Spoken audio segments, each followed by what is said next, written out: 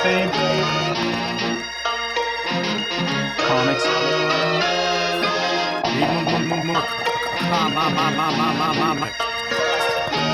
Good. Set the record straight for sure.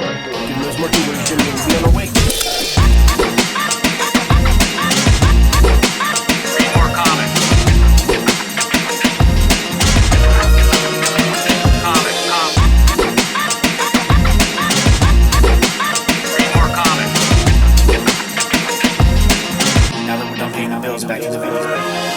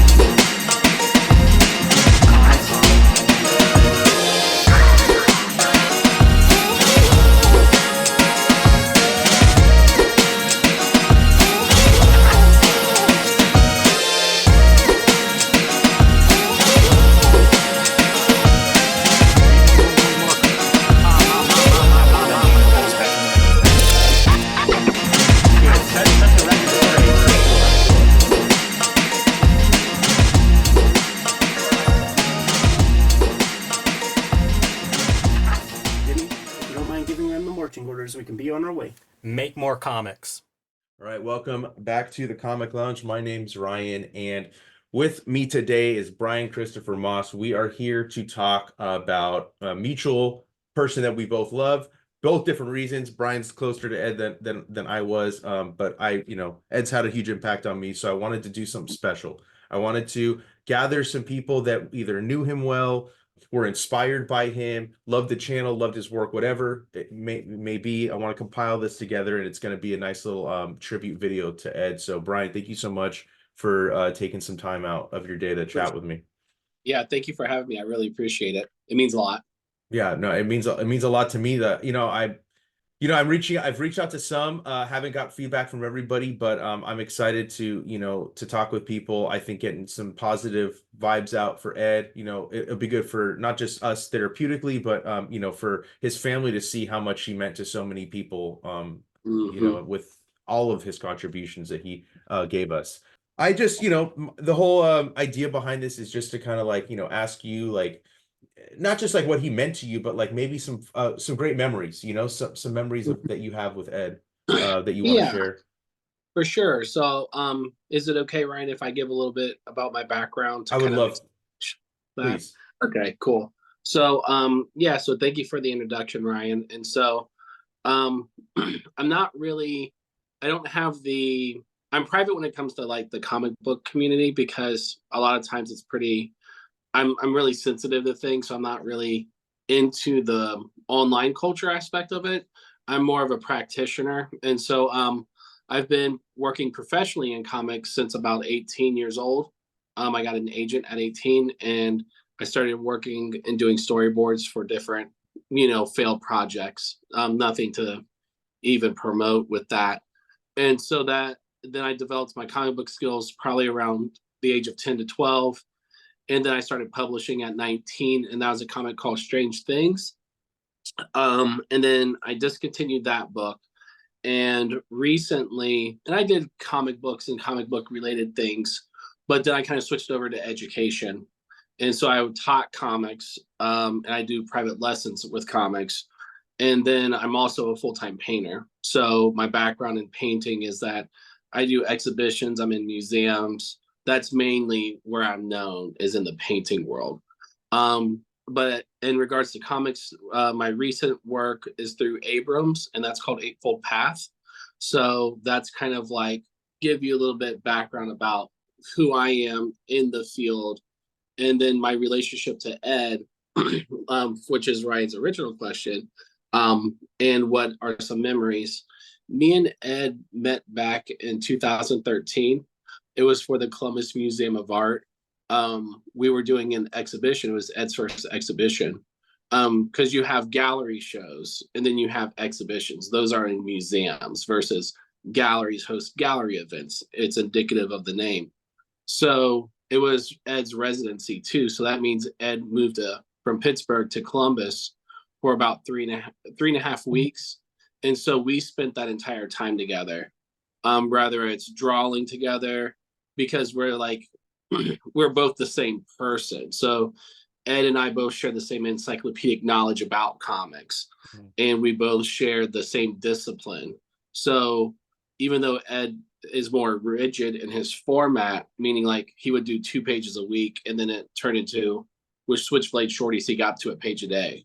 So with that being said, there was a lot of time in between that 2013 to 2024. So I guess we can kind of start with some of the earlier stuff. I would say when Ed came to Columbus, and we hit it off immediately, because the first thing that we talked about was obviously our love for Rob Liefeld, because this would have been during the beginning. It would have become the second volume of Hip Hop Family Tree.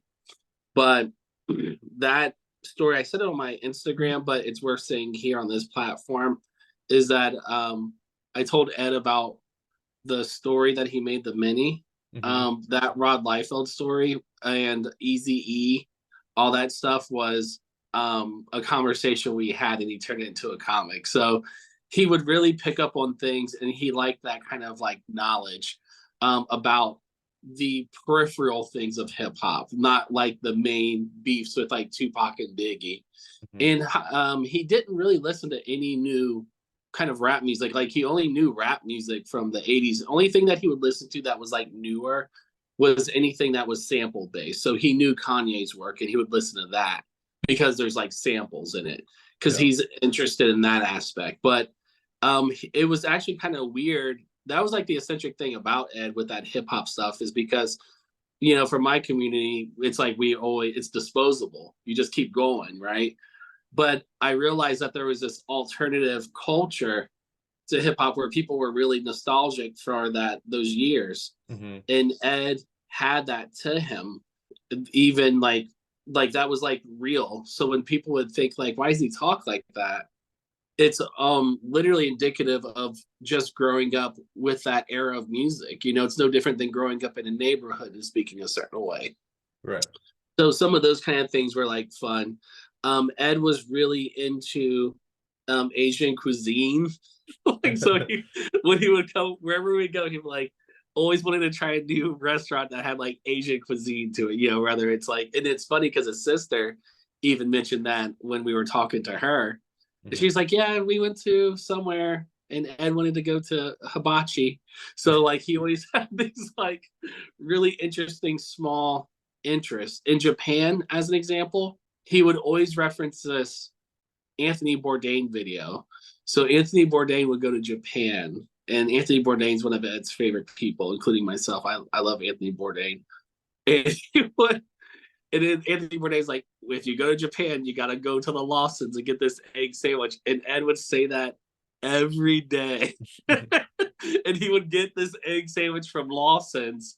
It's a corner store. It's like a 7-Eleven. It's actually from Ohio, but it's only in Japan. So that's kind of weird too. So, and I'm in Ohio. So Ed had a lot of those little kind of weird idiosyncrasies, you know? So I'm not sure if that answers your question or not, Ryan. Or if that helped a little bit.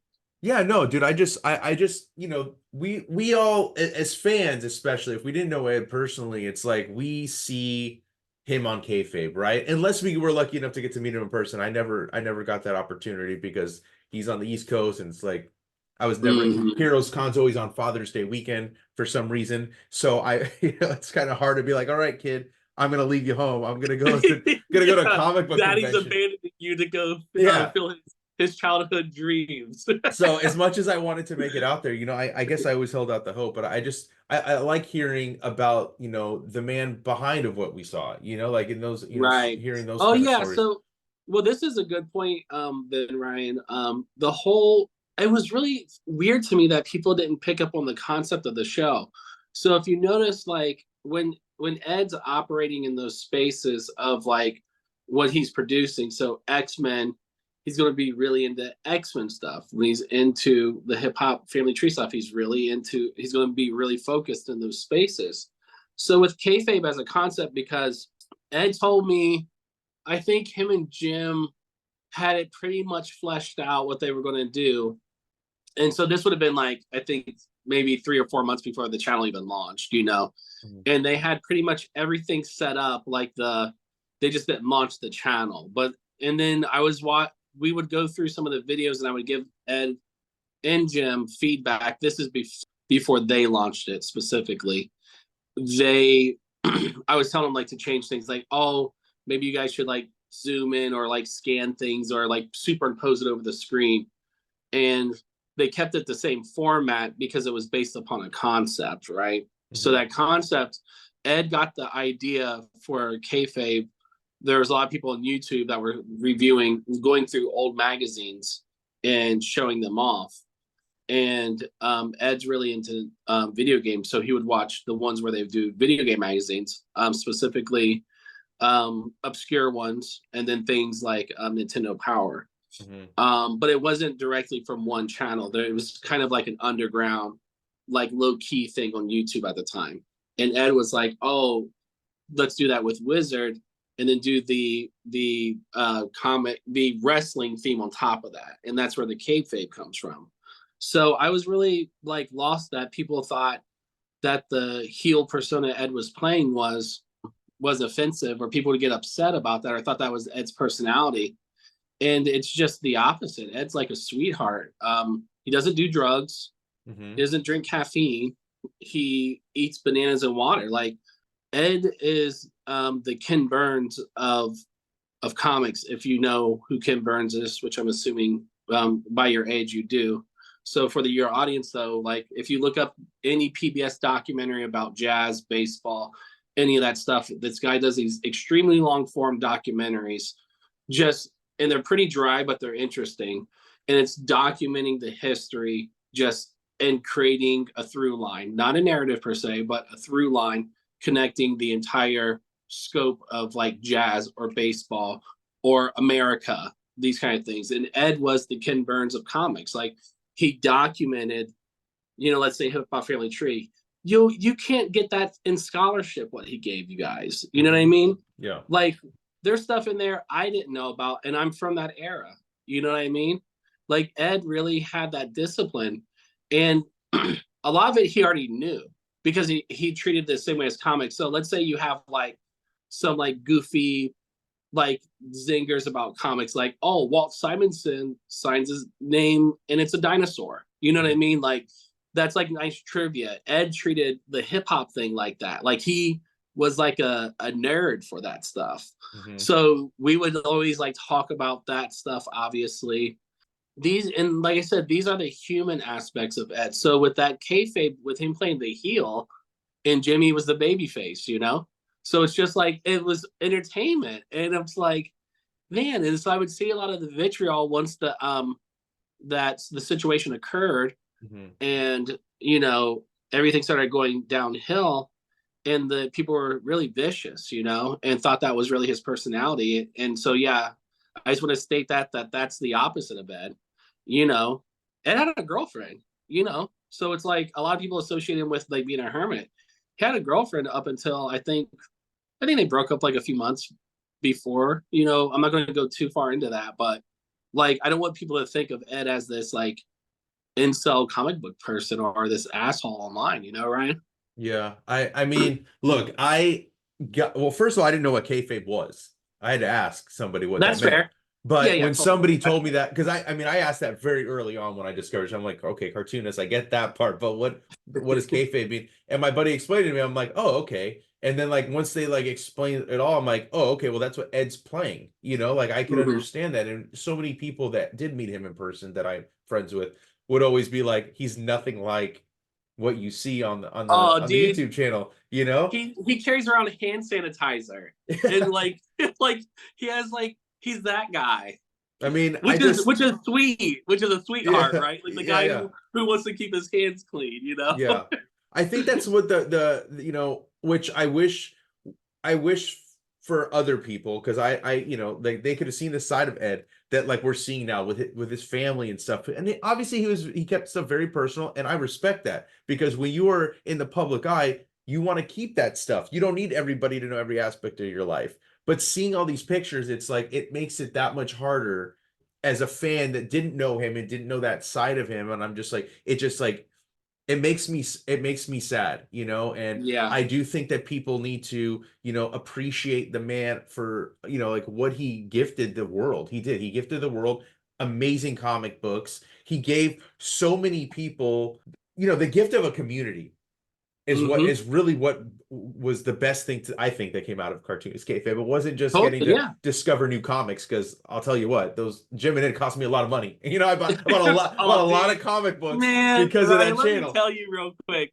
When Kiri Toriyama died, I ended up spending like $800, and then Ed passed, and I had to fill out my collection, and I'm like, man, fuck! Why am I paid $100, almost $200 for this art book that I gave away to my student, you know? So, continue though, Ryan. You're making a good point. You know, so I really can't beat this drum hard enough. I just want people to, like, you know, recognize that, like, he did a lot for a lot of people, whether it was, you know, giving us something comforting during COVID, you know, something to kind of have a positive, because he would rag on stuff, but I thought it was funny, you know, like, the roast is, well, it's funny. I'm glad no one saw, like, I'm glad I wasn't documented too much on that channel to have a personality, because I'm worse than Ed. I'll be like, fuck this guy. Why is he in the industry? Blah, blah, blah. You know, I go off. Ed was tame, dude. To me, I was like, oh, Ed's being funny, you know, because Ed's like, you know, he's like, likes to like control the conversation, but you know, he'll let you cook if you gotta go in, but he was always like really into it, you know what I mean? He was like a fanatic for it, you know? So that's really what that was. And if you go back and look at the videos, it's completely harmless stuff. Like, because it was built over time, this perception, right? And so, but when you go back and look at it now, you're like, this guy's a sweetheart, like ragging on comics. Like, we're talking about a medium that's essentially dead. You know what I mean? That's we're like the survivors in this comic thing. You know what I mean, Ryan? So it's like, there's not many of us left. And so imagine, like, and then think about if you see how dedicated Ed was to it. And I can say that because Ed would turn down big jobs in order to do his work. So a big part of, well, not a big part of my career, I would say a small part of my career is owed to Ed. Because he would pass jobs on to me, because we were always, like I said, so essentially what we're doing, Ryan, is what Ed and I would do, you know, every day, because we have to sit and draw. And so it's one of those things where it's mostly through text or video, or like, you know, audio recordings, or sharing things through social media. But I have a project that's about to drop, hopefully like in a week. It's a high profile thing. And that job came from Ed, and that job paid. And I, like I said, I'll be transparent because I want people to understand how generous Ed is. That job is paying me, like, I think around $20,000. Like, and that comes from Ed directly. He said he couldn't do the job, and they said, "Do you know anybody else who could do it?" And he said, "Yeah, Bryan." And so Ed gave me a job without, like, and I said, "Hey, I can kick you back some money, because these are big contracts we're talking about." And he was like, "Oh, dude, don't trip off that. Ain't worry about it." He said, "Just let's go do Manga Quest." He's like, "Bro, I'm already there." Like, so that's really Ed's personality. When we were in Japan, we were eating. I haven't told this one yet, Ryan, on camera. We're eating, and Ed was already sitting down. I was walking into the restaurant, Ed's favorite Japanese restaurant in Japan. And if you haven't been to Japan, it's massive. You're not recognized in Japan. You know what I mean? Because there's just so many people. But since we would be considered gaijin, then we're noticeable, because it's like Americans, tall, big, etc. Ed's already sitting in there. I'm getting my order set up. It's at a little machine. And this guy walks to the other machine, and he's watching kayfabe on his phone. He's from Switzerland. And I was like, oh, I know what's going to happen.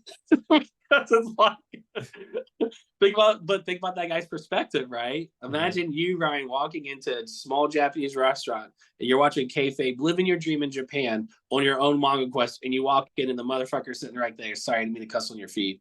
And you see the guy sitting right there, and you're like, wait. And so he comes over, he says, "Oh, Ed Piskor. I was literally watching a video." I apologize for my accent, but it's like it was like, "Oh shit, man, that's all." Da, da, da, da, da. Like, and he wasn't intrusive or anything because foreigners are really polite, and so, but he was like, if he had that immediate connection, and Ed took that time out for him, and Ed was eating, and Ed was like, talk to him for like. It was a couple of minutes, but we're talking about like in a Japanese restaurant, you eat and leave, like you don't stick around. It's not social. And so that just shows Ed's character, right? When we would finally meet in Japan, we're giving it we're doing like a big group hug. Me, my wife, and Ed and his girlfriend, we're like excited to see each other. Like, man, I could go on for days, Ryan, about these like kind of stories about Ed.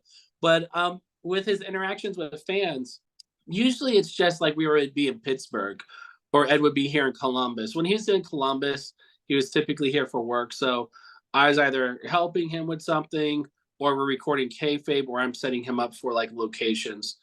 But people, all those interactions that I would see him interact with people, extremely positive, big teddy bear.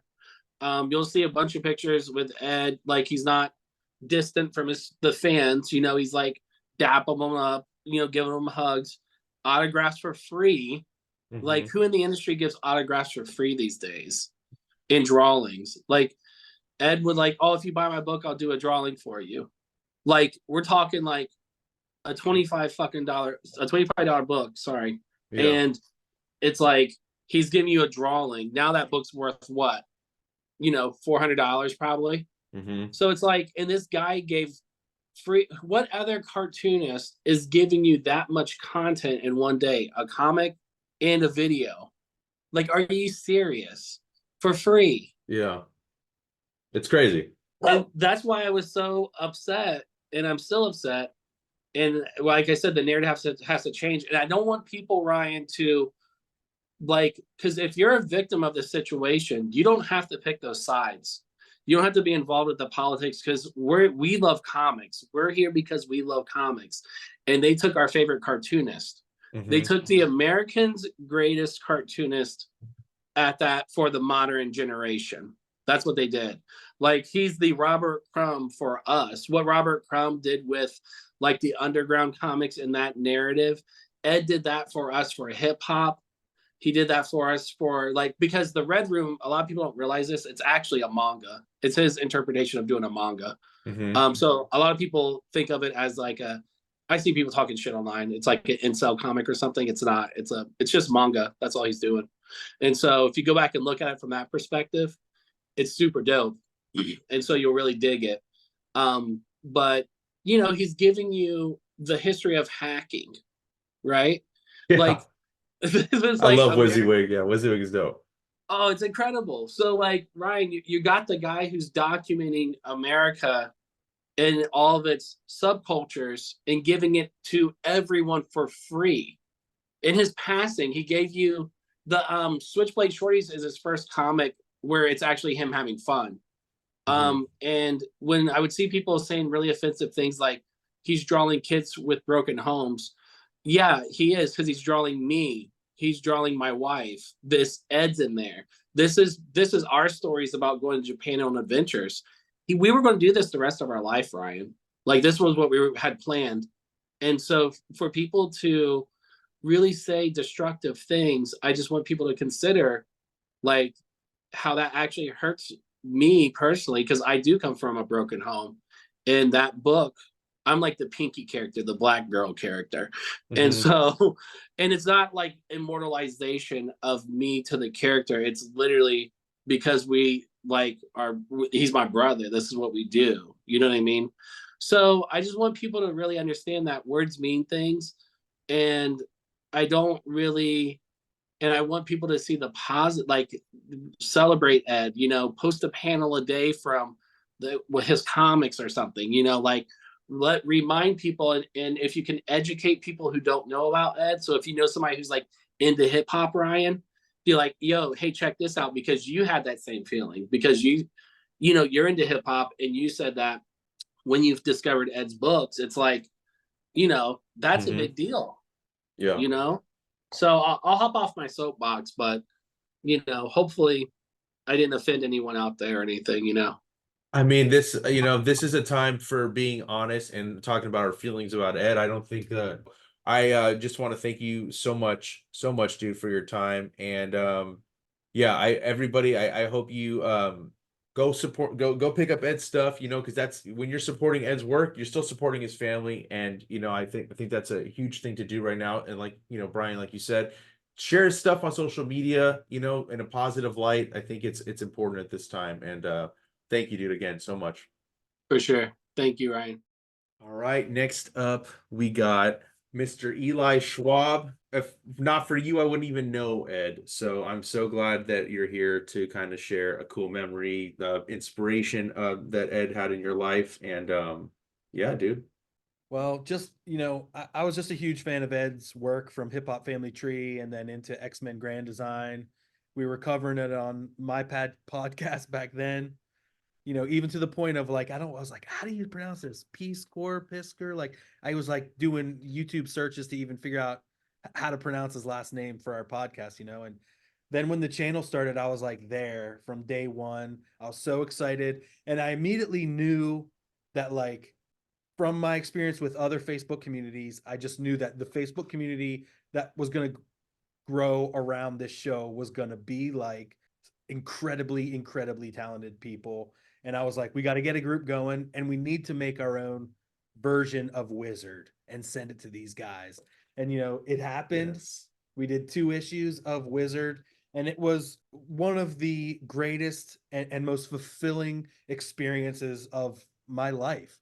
Putting the book together, talking with all these artists, collaborating, reaching out to all these people, honoring the amazing work that Jim and Ed were doing. The kayfabe effect at that time was like, in its infancy of these books that they talked about. And I had never heard Dragon Chang and Fireball by Jamie Hewlett. And, I knew Love and Rockets, but like these were the books that they started talking about and got put a fire under everyone, and like, so getting all this stuff into a book and turning the channel into this like print thing, and then sending it to those guys and seeing the videos that they made. I watched them last night, kind of, excited. I, had a couple whiskeys, and I was like, so very like full of emotion watching them talk about these books, the infancy of the Cartoonist Kayfabe Ringside Seats group, and like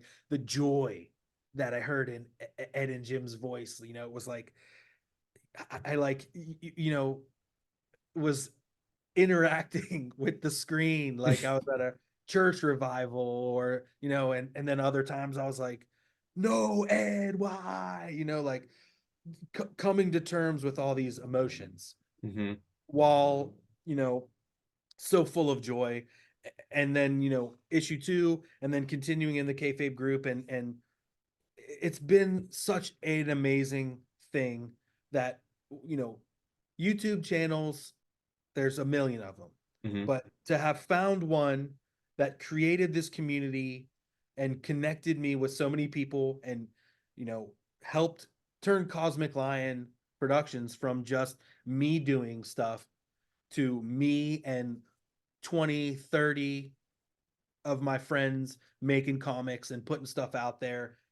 I could never have done it without the joy that kayfabe created, and that Jim and Ed created to bring in all these amazing people. And now we're creating things that are just going to enrich lives forever. And Wizard 2 is out there on people's shelves, and it's like a tangible manifestation of kayfabe and their audience just wanting to make something that those disembodied hands, those glorious hands, would flip through. Now we know Ed enjoyed manicures weekly from the YouTube or from the Insta. So there was no wonder those You had beautiful to. hands. You had to do when you're showing the You babies had off. to. Yeah, I can't do it. I pick my fingers and I bite my nails. It doesn't look good on camera, but man, I am forever grateful to those guys, Jim and Ed, and to the channel and the community. My life was completely changed by that channel, and I'll never stop being grateful to those guys and to Jim and Ed. And we love you, Ed. Yeah. And I kept trying to create new like variations on Read More Comics. And I think when I settled on Be More Comics, I don't think you can say it better. So Yeah. read more comics, make more comics, be more comics. With me today, I got my pal, Mr. Jim Mahfood here today. We're here to talk about Ed Piskor, who's no longer with us. Tragically, I think it's been a week yesterday since it happened. So I just, as I've said on all the other chats that I've had, compiling a video with a bunch of people that knew him, were inspired by him, or he had some sort of an impact on them personally. I want to, gather a bunch of, people to share some positive stuff about Ed. So Jim, thank you so much for taking time to chat with me today. Oh yeah, man. Good to see you. Yeah. I'm going to show this book real quick. Kazi Shinobu. That looks so Ed turned me on to this. If you guys don't know about this, get this, because the story I wanted to tell is in 2019.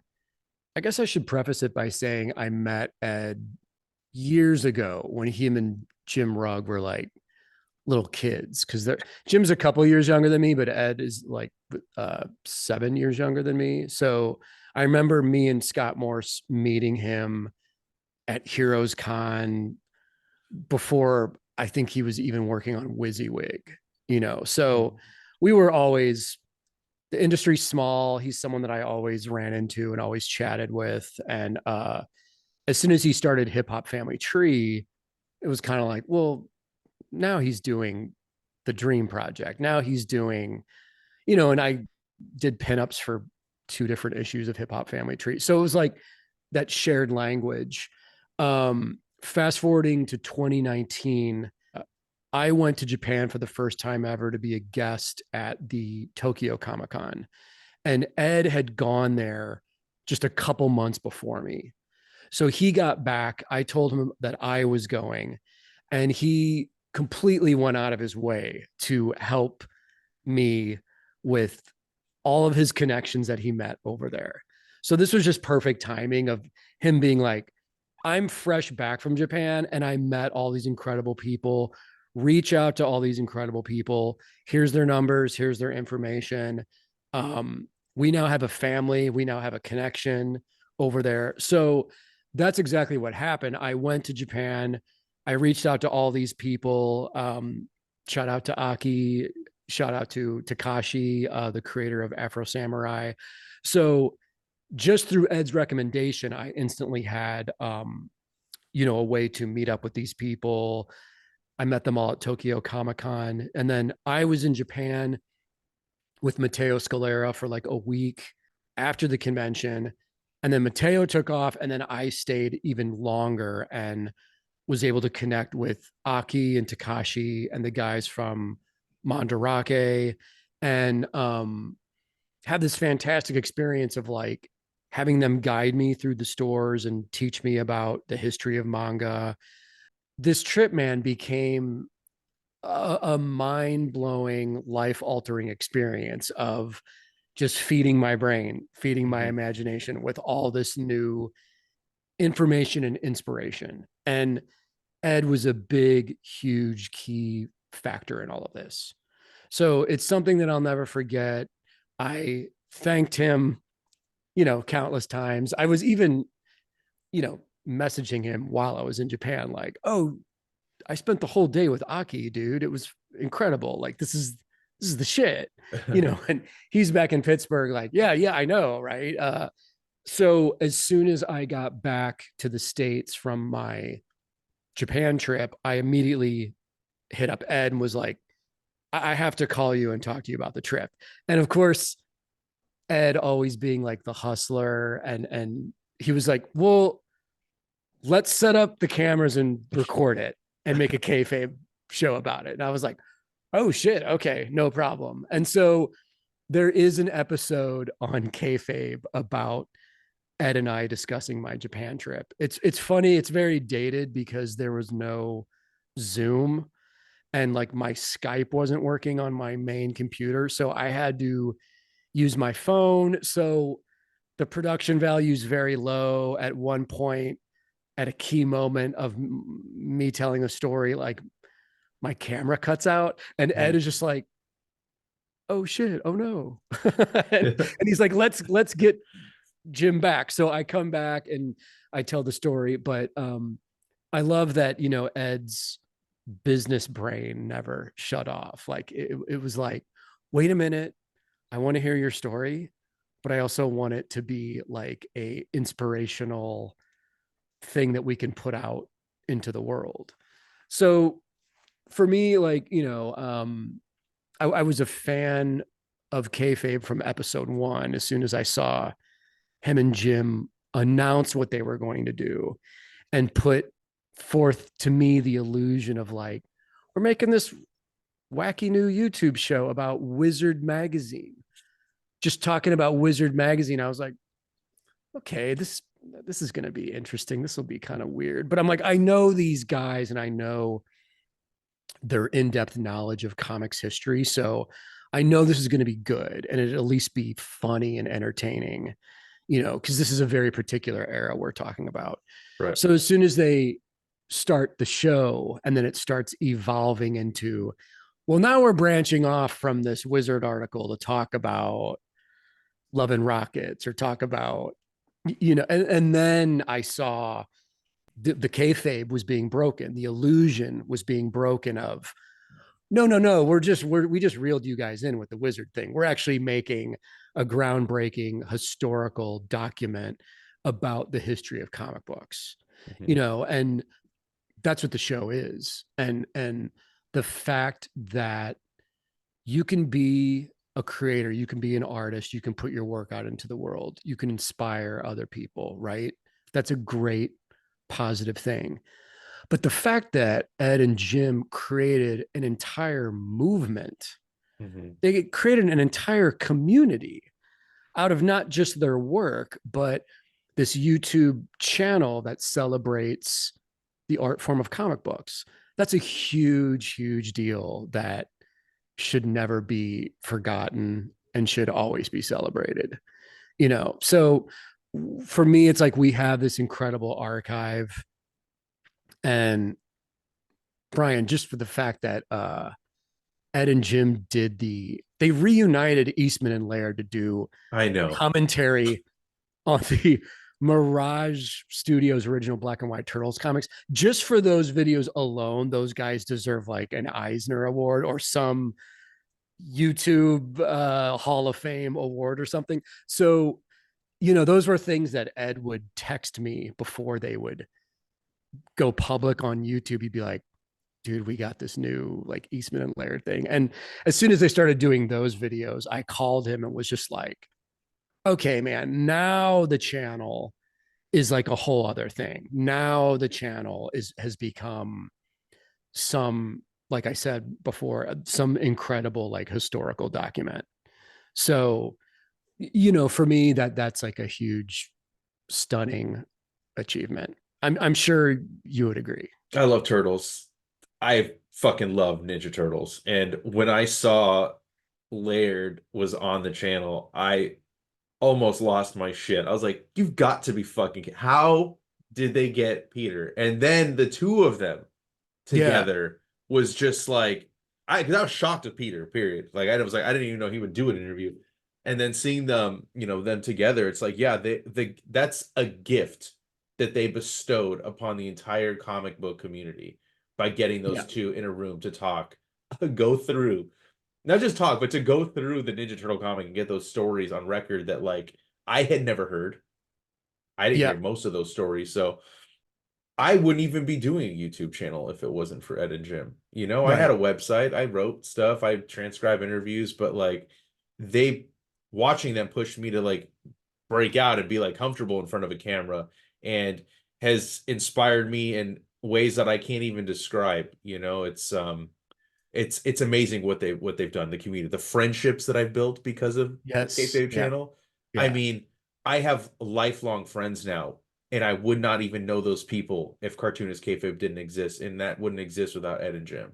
You Yeah. know, it's a beautiful thing that they created and It gifted the is, world. man. It's it is a magical thing to contribute to this culture, you know, and I forgot that it started off with just Peter doing the solo interview, and then it turned into Eastman and Peter Laird. Because man, like when I've watched those turtle ones like countless times, like when I'm inking or I'm just in a mode where I can have something on, but the power of the words, the power of the energy of it is like fueling me to create. Hmm. Again, that's not only did Ed help change my creative understanding and inspiration through the Japan trip, but these videos also add to, man, I want to sit and ink some comic pages and have these videos on while I'm doing it as a form of inspiration.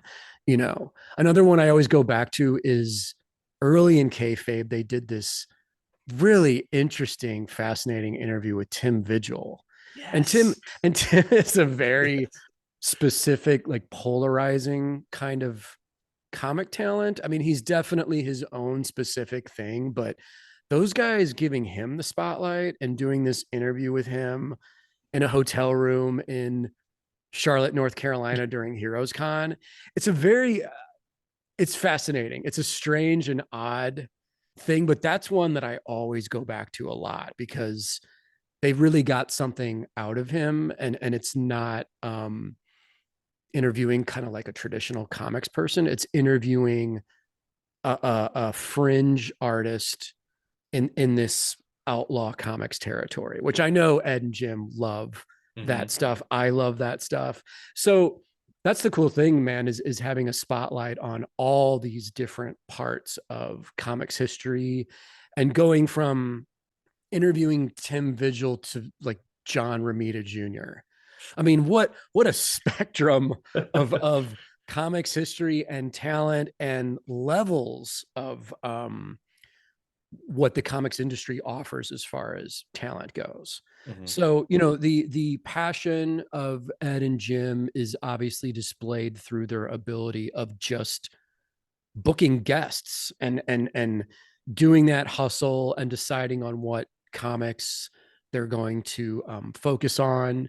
And so, you know, it for me, it's kind of like that level is infectious, and that level wants me to continue to be passionate, and hopefully we all can get into the creative mix and inspire each other. And like you mentioned, man, even if it's just a friendship, it's just making new community and making new friends through what those guys set up. I think you can't fake that. That's a beautiful thing, man. I think that is a great a place to stop. I thank you so much, dude. I mean I could go on for hours talking to you, period, about everything. We could Uh, talk. Yeah, I know. I know. We'll reconnect, yeah, but for uh this show, yeah, yeah. people know where we stand. Yes, yes. And I thank you so much for taking time because I know you know you got your own stuff and you know everybody that has agreed to talk with me about this. I just think it's amazing that the out you know the response I've gotten from reaching out. So thank you so much. And go support Ed Piskor. Go pick up some of his work. Go support his family, you know, any way you can because you know they're hurting as well. And just try to spread some positive stuff the way you know Ed and Jim would want, man. Definitely. Thank you, Ryan. All right, and next up to talk about the great Ed Piskor, I got his good pal Aki with me today. Hey, thanks for having me. Thank you. And so, before I start, just a little bit about what I do. I've been in the comic book industry for more than 20 years now, and I'm like a agent for Japanese artists such as Gurihiru and now Fuji, who works for Marvel, and I also have been friends with several other comic book artists like Adi Granov, people like that, and also, through comic book, I was able to meet a lot of cool people. Ed Piskor is, of course, one of the greatest. And to start a little bit about Ed, I was introduced to him from a rapper in Japan. His name is Pumpy, and he is one of the top rapper in Japan, and also a big comic book geek. And so he was about to release his tour video, the live he did, and so he did ask Ed to do the cover art. And so Ed, in return of being paid for the art, he said he wanted to go to Japan. And I think that was his first time to go to Japan, funded by a rapper and his company that he he works with. I mean, he's not like, like it's indie, so it's not like he's a professional, super professional, like the big major label kind of stuff. But still, he's professional in Japan, and he's very known among the industry. But anyway, and I was also a little bit of a friends with Pumpy, and they needed a tour guide and a translator. So that's how I met him. I think that was like 2019 or 20 before the COVID. And Ed loved Japan so much he wanted to come back as soon as possible, but then COVID hit hard, and we were able to get in touch through all these internet stuff and all that stuff, and kept in touch. He really kept on saying that, oh, I want to go back to Japan again, stuff like that. And so after things got loose, he came right away, and then he came to Japan every half an year. And the last he came was like last November, and actually he was supposed to come to Japan in 2 weeks. That was the plan, and we were planning a lot of stuff together. He said he wanted to go to I hope you're familiar with the mangaka Junji Ito. Oh yeah, love Junji Ito. And he was supposed to visit one of the art exhibitions. They were supposed to do they are having a great Junji Ito original art exhibition in Tokyo. And so he was looking forward to going to that. And, but anyway, anytime Ed comes, I try to check and find cool art shows. So, last time we went to the Fifth of the North Star stuff that they had together. Maybe you've seen some of the posts that was, the last one in the throne, the red throne. That was from the Fifth of the North Star exhibition. That was the replica of a character named Souther from Fifth of the North Star. And they made that. It was supposed to be connected to a bike. And this Souther guy was being pulled by this massive super motorbike and run through like even superior than what was that, Immortan Joe, like in Mad Max. But anyway, so that really fit Ed well. And so I was more of helping the manga stuff, more of a overground type, because maybe of Shawn, the Japan book hunter. He's more into the underground manga stuff, and he also had friends in Mandarake, and that guy also taught him Kaze Shinobu, which I think he had a video on Cartoonists Kayfabe. But I'm more of a softer guy, so I'm not much into violent stuff. So I haven't read his Red Room much because it was a little too much for me. It's pretty crazy, yeah. Anyway, but still, hey, like Aki, I got you some comic books, and what he gave me was the Red Room comic books. So so it was still nice. Of course, I'll check, and I mean, I love Ed's art really, but and I appreciate, I respect. He was really one of the best artists that you can find in the industry. But everybody has his own taste. So even if I'm friends, I don't have to like every single thing that my friend does. So, but still, I have respect in all those things, and I look at him, of course. But but anyway, so Ed was supposed to come to Japan, check out art shows, maybe do some more kayfabe videos with the pals, and like Bryan Moss was supposed to come to. I'm sure Shawn was helping a little bit. We didn't go deeper, but I know he wanted to do an interview with Yasuhiro Naito, the author creator of Trigun, That would have been cool. Blood Battlefront. All these cool mangas and maybe some others. But so I mean, I was expecting more. Like we wanted to do a lot of more stuff. Like uh, he wanted to maybe one day make a what we call doujinshi, like an indie comic, and participate in one of the indie shows. It's not like Comic Hit, it's more like there was a show called Comitia that he loved, Hmm. and it's all indie comics and a little bit of other creative stuff. And they had like 2,000 artists participating, and some were pros, but like 80% were amateurs. They just made their own comics book for the love of it, and they have the show like every 3 4 months in Tokyo, and then there's a lot of spin-offs around Japan. And we were just telling him they like Ed should get a table. Like I know.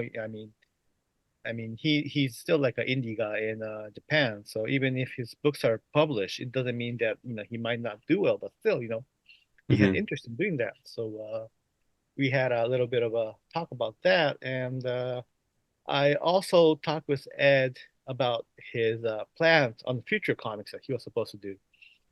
And so, he was doing the Switchblade Shorties, Yeah. his own interpretation of Peanuts, Uh-huh. Ed's Peanuts. So, and after he was done, he was supposed to do a wrestling manga or wrestling comic. And so he told me that, like a WWE style wrestling group was supposed to have a show in maybe like a West Coast. But then all these A-class wrestlers are gonna die because the plane's gonna collapse in the middle of nowhere or something. And so all these B-class wrestlers are going to fight and trying to rebuild that super wrestling group, That was a plot that he told me. Man, that would have been And cool. I know I wanted to read that so bad. Like I keep whenever I talk with him, like, okay, so when can I read that wrestling comic? Because I'm really looking forward to it. And I also wanted to, like do that in Japan so we can like publish it simultaneously, or maybe like, when the book comes out, it can be translated or whatever. Hmm. Because uh, I know he was a fan of Ultimate Muscle, a Japanese cartoon that was also, I heard that was in the States, Hmm. and it was called Kinniku Man in Japan, Muscle Man to translate it directly. But I know he was a fan of that wrestling manga, and I think he was a big fan of wrestling too, especially more of a old school stuff, So Yeah. I'm sure he could have done a real supercar story with all these crazy ideas that he might have had. Uh, so it's just too sad that we won't be able to see him, and he's really a good guy. I really had fun hanging out, and like everybody else during the COVID, it was really nice to have time to talk with him. I think we did a little during the COVID kind of a kayfabe thing. I think that was Hmm. on one of them, and you know, um, well, I also had a hard time in industry too. I had a little bit of a like a breakdown in some of the books that I was working on, and I didn't talk to him much about it. But still, having him around, talking with him, really uh, kind of made my feelings a little bit easier, and still, you know, uh, the thing that happened in the industry was a little bit too hard for me. That I really hated it for a while.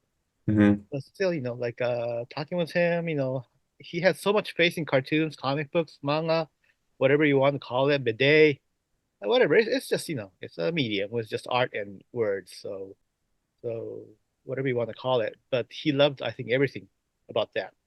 And whenever you talk about those medium or comics with him, you get so much positive vibes from him.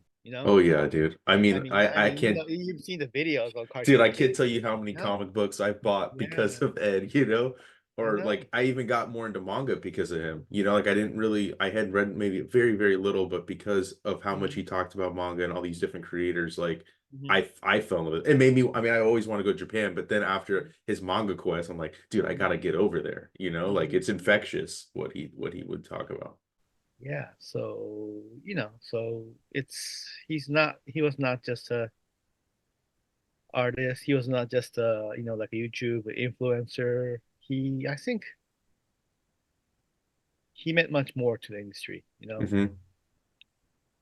The things that losing him will mean a lot. It's gonna hit us very hard for the next 10 years or Hmm. even more. It's not just for the creativity. It's more about connecting and getting the knowledge about comics. Hmm. And so whoever's bitching about Ed doesn't understand about comics at all. So you should just rip off all your books and sell it or whatever you want to do, because you don't understand the importance of how Ed is not here anymore, and the industry is gonna have a big step back. It might even go prehistoric because of the loss of him. I can say that. Hmm. So we have to do our best to try and keep in touch and try to stay in the modern age as much as possible. Try not to go back to the barbaric age, of the comics, because he was the future, modern future, history, everything. Yeah, So yeah, hope we can keep his legacy. I mean, we'll never forget him. that's I right. know that time will ease us a little bit, and time will forget him about all the books and what he has done a little bit. But still, as long as the videos are up on YouTube, we can still watch that. We can still learn a lot, not just once, twice, three times. You'll find something new from that. And I Hmm. have a lot of videos that I haven't seen too. So once I get a little bit easier, I'm still a little hard to watch any of those videos still, because It's been I hard for can't. me too, I still can't get over the fact that he's not here, yeah. Hmm. because it was only like less than a month until I was able to see him again in Japan. So yeah, Well, thank you. I yeah, appreciate you talking about Ed. yeah, It's, you know, like you said, I think it's important to keep his legacy alive, keep mhm, talking about him and his work because, like, you know, if you look at it, you know, maybe it's, you know, it's a small blip in terms of the history of comics, but he left a mark and he left a yes, big mark and yes, he came in swinging mhm, with his work, and I think mhm, it's going to stand the test of time. mhm, And I just got to keep talking about Ed, and you know, much love to Ed and his family and everybody that loves him or was inspired by him. mhm. Totally agree. Yeah. So again, condolence to his family. Whatever I can do, I'll be more than happy to help, and also the friends. And I'm sure I'm gonna be doing a little bit more here in Japan so that he can be remembered. And hopefully, I can do a little bit more with BMOS a little bit in the future. So, you know, uh, you know, it might be a little bit, but those little bit will kind of gather and make something big in the future again. And hopefully, we may not be able to catch up, but we can, recreate a portion of what Hmm. Ed was doing. Yeah. And so hope that everybody else can follow. I'm not, like asking or anything. Just if you want to do it naturally, because I understand that, you guys want to also bitch around about him too, but you know, be a little bit more cool. And this is this, that's that, Hmm. And on the comics side, he was great. That's unchangeable. So yeah, so all the people hope that will recognize him. I mean, if you don't like him personally, that's okay, you know. But if you are in the comic book industry, at least, or if you love reading comics, I mean, someday you will understand, even if you don't like him now. I hope you will understand how big he was, and that how much of a big loss it is for not just the industry, but for the comic book itself as a whole. Mm-hmm. So yeah. So again, thanks for the time, and thanks for having me. And yeah, and we'll You never too, forget man. it. Yeah. Thank you. And next up, we got my boy Craig CK to share some thoughts on the late great Ed Piskor. It's been a rough couple weeks, I think. You know what I mean? Yeah. Couple things. I made a trip to Pittsburgh last weekend. I was supposed to be there opening night for Ed's art show. I brought my whole shop. I paid for the hotels and everything for 2 days. I was finally going to get to meet Ed because he was supposed to be there opening night. He had helped me set it up before he kind of released the news to everyone to make sure that I could get in. I was super excited. Yeah. And the excitement is based on over the last 5 years what him and Jim have both done. Man, I've been trying to avoid the internet, to be honest, because it's just like the whole thing sucks, homie. You know what I mean? Like, it sucks. In any event, so I went there last weekend, and that was like, it was uber depressing, bro. Like, I haven't felt that shitty in a long time. I went to Phantom of the Attic because of the proximity and stuff, and those guys treated me like gold. We had a nice little conversation. He showed me an old poster from when Hip Hop Family Tree, I think, was debuting. Of course, I tried to buy it. Ed was polarizing. I don't think there's any other way to look at it. You know what I mean? As far as I'm concerned, people would probably have said that I was a mark for Ed and Jim, which I think from an outside view is I could see how people would come to that conclusion. But I've always kind of said, like, I tattoo, and I've been tattooing like 22 years, and I keep that shit pretty low key. I don't post a lot, as you know, but it's a creative field, and for me personally, I need inspiration. Like, sometimes I get down on myself quite a bit, as you also know, and I get that imposter syndrome shit going on. But I constantly had Ed and Jim daily. You know what I mean? I look forward to Thursdays because I was a King K favor on the Patreon. I'd often be in there and I wouldn't say too much, but I'd be watching and listening while I was working. Like I said it a million times, man, like every day it felt like I was drawing with Ed and Jim in the room, and that shit was invaluable to me. And it is invaluable to me. I haven't been able to watch the kayfabe video since. That's a little bit hard. Ed was good to me, man. Like, we were acquaintances at the very least, like social media acquaintances. I drew a lot of fan art for him, and he always boosted my signal. He was always good to me. I've said before, he gave me an impromptu lesson on perspective one time on a live stream, which was, super helpful. I loved everything, and still I love everything about him, like artistically wise and whatnot. And he had that sense of bravado that I could kind of borrow from when I felt nervous about posting something. You know what I mean?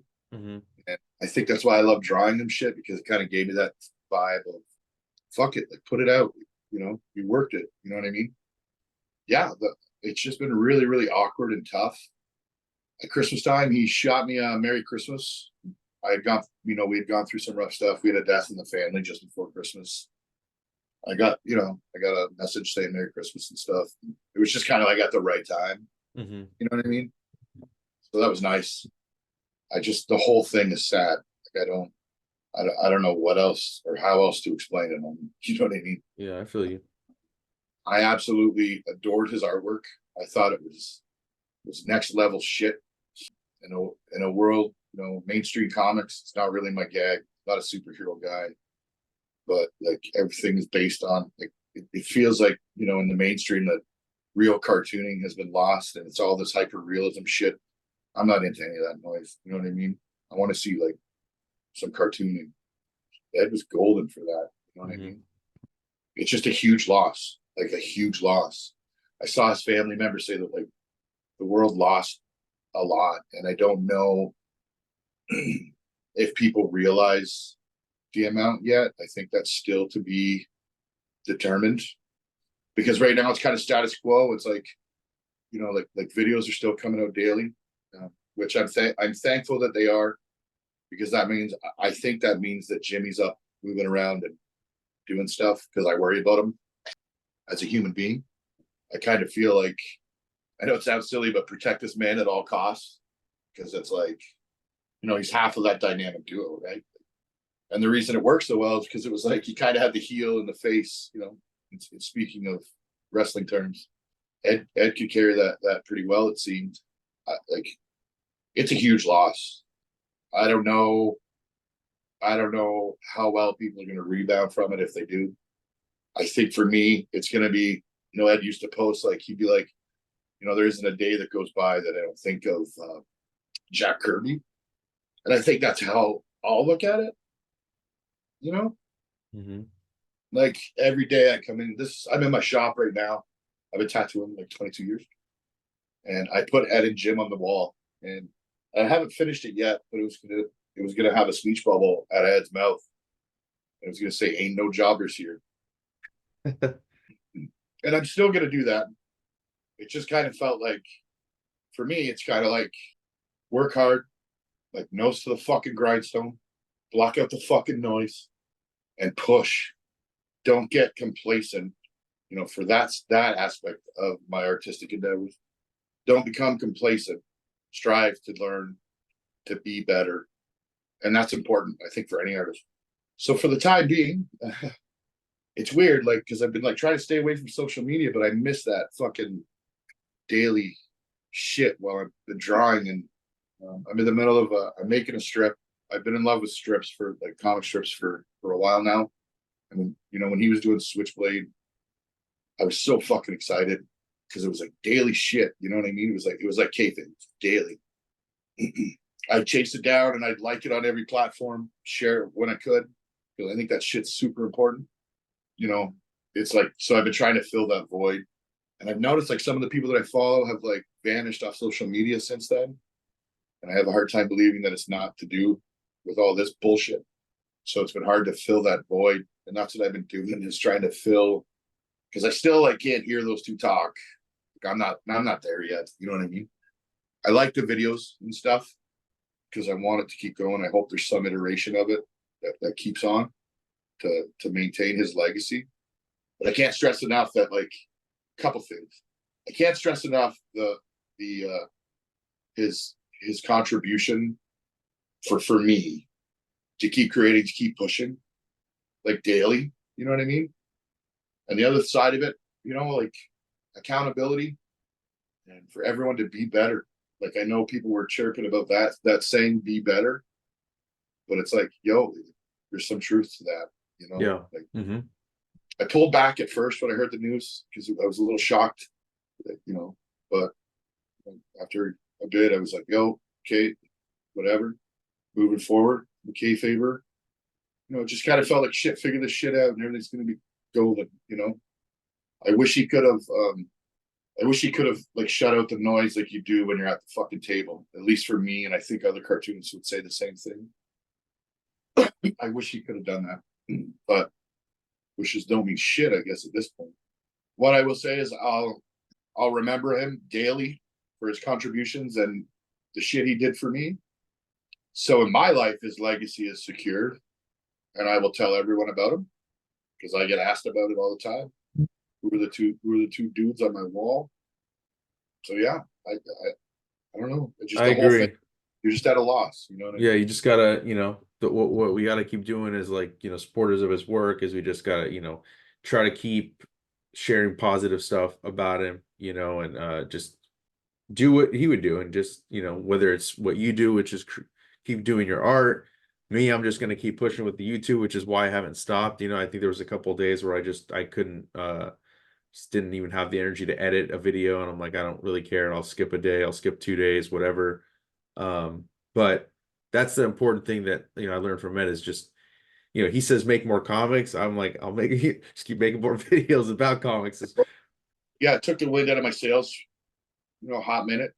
And I think everyone needs to do that shit, is to like keep going because of what went on. Yeah, man. And like guys like you, West Coast Dave, comic tropes, that constant flux for me has been such a distraction because it's like I can't open my Instagram without, you know what I mean? Yeah. And I'm not even like bro, like I'm a fucking acquaintance. I can't imagine how some of these homies feel, bro. Like guys that were like uber close to them. I couldn't imagine what Jim's going through right now. Mm-hmm. It's fucking horrible. It's just all really sad.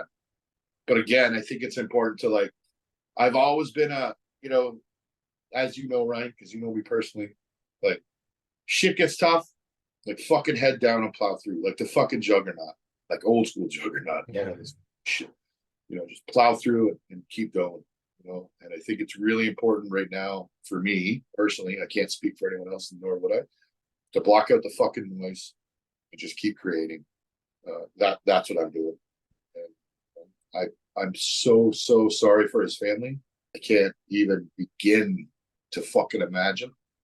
Nor like it's just horrible. I can bury my head in the sand a little bit because I'm removed from him. They can't. His friends, they can't. Like his close friends, they can't. Just horrible shit, man. I just want everyone to like, if people are feeling shitty, world's down on them, and you can't plow through, call for help. Reach to somebody. Like, fuck, bro. Figure it out. You know what I mean? But Ed was always good to me, man. Always good. Like he always put me on blast when I drew him up something, even when I didn't. He'd like it. Funny thing is, I posted. I had to get like a new passport to get across the border because I'm from Canada, and I posted my pictures of my passport. And I was like, "Yo, I look like a goddamn criminal." You know what I mean? He laughed. He was like, he was nice. He was like, "Yo, like, I don't think it matters what. You always end up looking kind of greasy. You know what I mean? And not so many terms, right?" It's just kind of funny, but like he knew what the photos were for, how excited I was, and I mean, I think everyone. The only thing you can take away is like I said, be accountable, be better. If you're struggling, get help, and if you can, keep him in your thoughts and keep creating. Like that's what he would have said. In my head, not knowing him personally, in my head, he would have been like, make more fucking comics, at least pertain. And that's what I'm gonna do. And he'll be in my thoughts every fucking day when I do. Just like when I walk into work and I start a tattoo, those two mugs are the first I see, and that's important to me. I hope I can get to that spot where I'm comfortable listening to the videos. I hope Jimmy can heal and get to a good spot enough where he can, maybe he feels comfortable enough to go back at it. It's nice having Tom do his videos too, because it's all relative and related, and that's it, man. I hope everyone's okay. I'm sorry for my silence, and if people have been wondering, just like, you want to know what? Just not there yet, for me personally. I tried to watch some of the stuff going on with the legacy page with Brian Moss, and it was just kind of hard. Like, it's just really tough at the moment. I will say, because I saw something where he was like, he hoped that people would, with all his stuff on Japan, that people would make that trek because of him. And I had, previous to all this, I had reached out to another guy, another cartoonist that you know as well. And I was like, yo, we're going to, like, in 18 months, we're going to Japan. Going to Japan. I think it's important. It's another cradle of comics that people aren't accustomed to, and there's a lot to learn there. I got a Japanese speaking app. I kind of want to learn a little bit of the language so that I'm not going unarmed. I want to go and experience some of the stuff that he experienced because it looked wild, and I've always wanted to go. So, but that would be because of him and his shared experience. So there's that. But yeah, make more fucking comics. That's all I can do, homie. That's right. That's it. I love y'all. Be good to each other and reach out. That's all you can do. That's it, man. That's right, man. Just like Craig said, be better and like Ed would do, make more comics. All right, welcome back to the Comic Lounge. My name's Ryan, and I have Michel Fiffe here today. We're doing something a little special. First off, I just want to thank you so much for taking time to chat with me today, dude. We're here to talk about Mr. Ed Piskor, who we tragically lost as of today. It's this past week. So I just wanted to. Actually, I think it's been a week actually. But just wanted to share some great stories about Ed. This is going to be part of a larger video that I'm going to compile and put together. Just sharing some great memories with the people that knew him best, and also with people that have been affected by him in positive ways or influenced by him as well. So I'm going to let you take the wheel, dude, and share some cool about Ed, a great memory you have. Well, first of all, Ryan, thanks for having me on. I know this is an awkward, weird situation, but I'm glad we're talking about it. I'm glad we have these avenues to talk about this, about Ed and his work. I met Ed. We're peers, and we came up around the same time. I don't remember exactly. We both talked about it. We don't know exactly where we met. We knew each other from online, but it must have been at either an SPX or a Mocha or something. I definitely ran into him at Heroes Con 2012. We traded comics. We always talked about our mutual love for stuff. I think that initially connected us. We like the same things. We like the same approaches. I didn't know this until later, but we sort of had the same ambitions. And what I mean by that is just working on comics, like just loving comics so much and just really working page by page to develop our love for it and thus our career, in a way that I didn't really relate to in many other people. For some reason, like he just kind of him and maybe a handful of others really, for me, held in this certain regard. So yeah, we were old friends. We never lived in the same city. I think if we did, we would have been close friends. But me being in New York and being in Pittsburgh, we would only see each other at conventions. So it was just within the context of that scene of business, for lack of a better word, or just the social aspect of comics, really. And that's sort of like something that conventions do other than the business. It's just the chance to get out of your room, out of your studio, and talk to like-minded folks. And he was one of them. He was chief among them for me. Mm-hmm. So yeah, this was a blow to lose him. I felt like, in that way, just to lose him at all. It's all so weird. It's so, I feel like it wasn't supposed to happen. Like he was part of my generation. He had many, excuse me, he had many comics ahead of him, under his belt that we now won't get to see. Luckily, we have what we already have. But yeah, that's it's almost like that's why it's difficult for me to accept it even, Mm. Like the day it happened on April Fool's, I was just sort of like putting it off, thinking it was some sort of stupid joke, and until it fucking absolutely wasn't. And it just took me a few days to process even what had happened. And that's for me, who knew him to a certain degree. I cannot imagine his close friends, his closer peers, his family. That it's so strange. But we're all rallying and we're all sort of talking about his work, his legacy, his attitude, um, his approach to stuff, how beautiful it was. And I gotta say, he started the just mentioned the cartoonist kayfabe with Jim Rugg, his co-host Jim Rugg. He really built a community. I don't think that's like talked about often. I think people see cartoonist kayfabe as like a cool hub to go look at old comics or talk to other creators. And it's certainly a great promotional tool. But first of all, about that, they built that thing episode by episode. No one told them to do that. Mm-hmm. No one told them to show up eventually every single day to talk about comics in this almost exhausting way. Like I couldn't do that. I couldn't do that. And like after a while, I'd be like, after 5 episodes, I'd be like, can we just talk about something else? You know what I mean? Like Mhm. read less comics, please.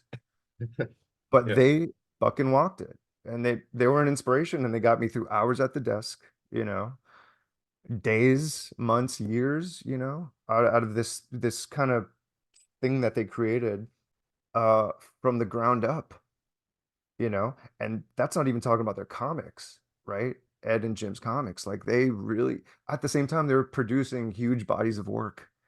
Like Crazy. that's not nothing, that's Yeah. like commendable. Like hate it or leave it, like you got to give it up for that, like the cartoonist kayfabe on top of that, on top of showing up, inspired people to make comics or to fucking read comics, to engage with the form that we all say we love. And they fucking did it like better than anybody from any generation. I don't care what you say, like they really delivered on that promise.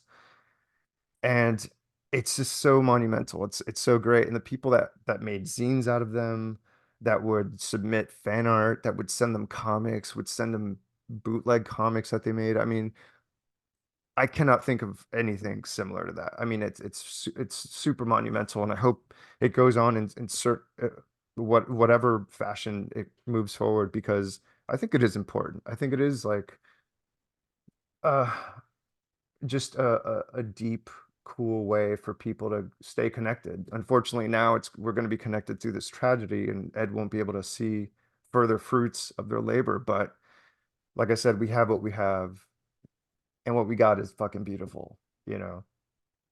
So anyway, that's the kayfabe.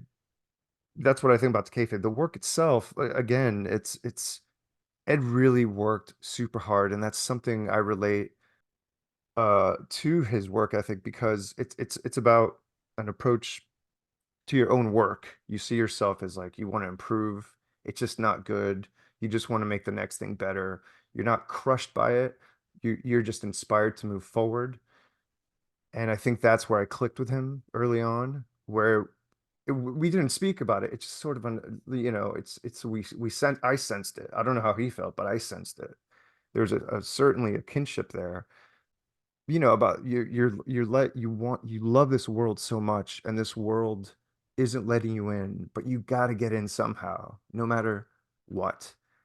And maybe naively so, we thought our work will do it. So we concentrated on the work, page after page, after book, after project.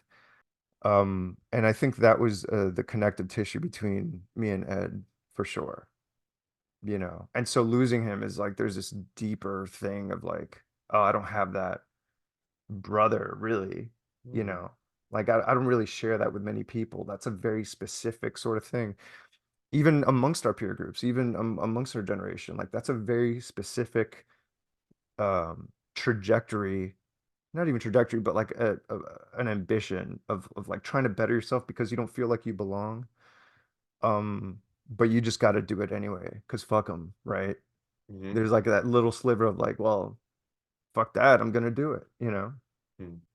Yeah, just real quick, I just remember there was one of my first meetings with him. We had lunch at SPX. Like we first arrived before we checked into the hotels. It was me, Jim, and Ed. And I remember Ed distinctly saying, um, I'm not making comics anymore for like these people, meaning the scene, you know.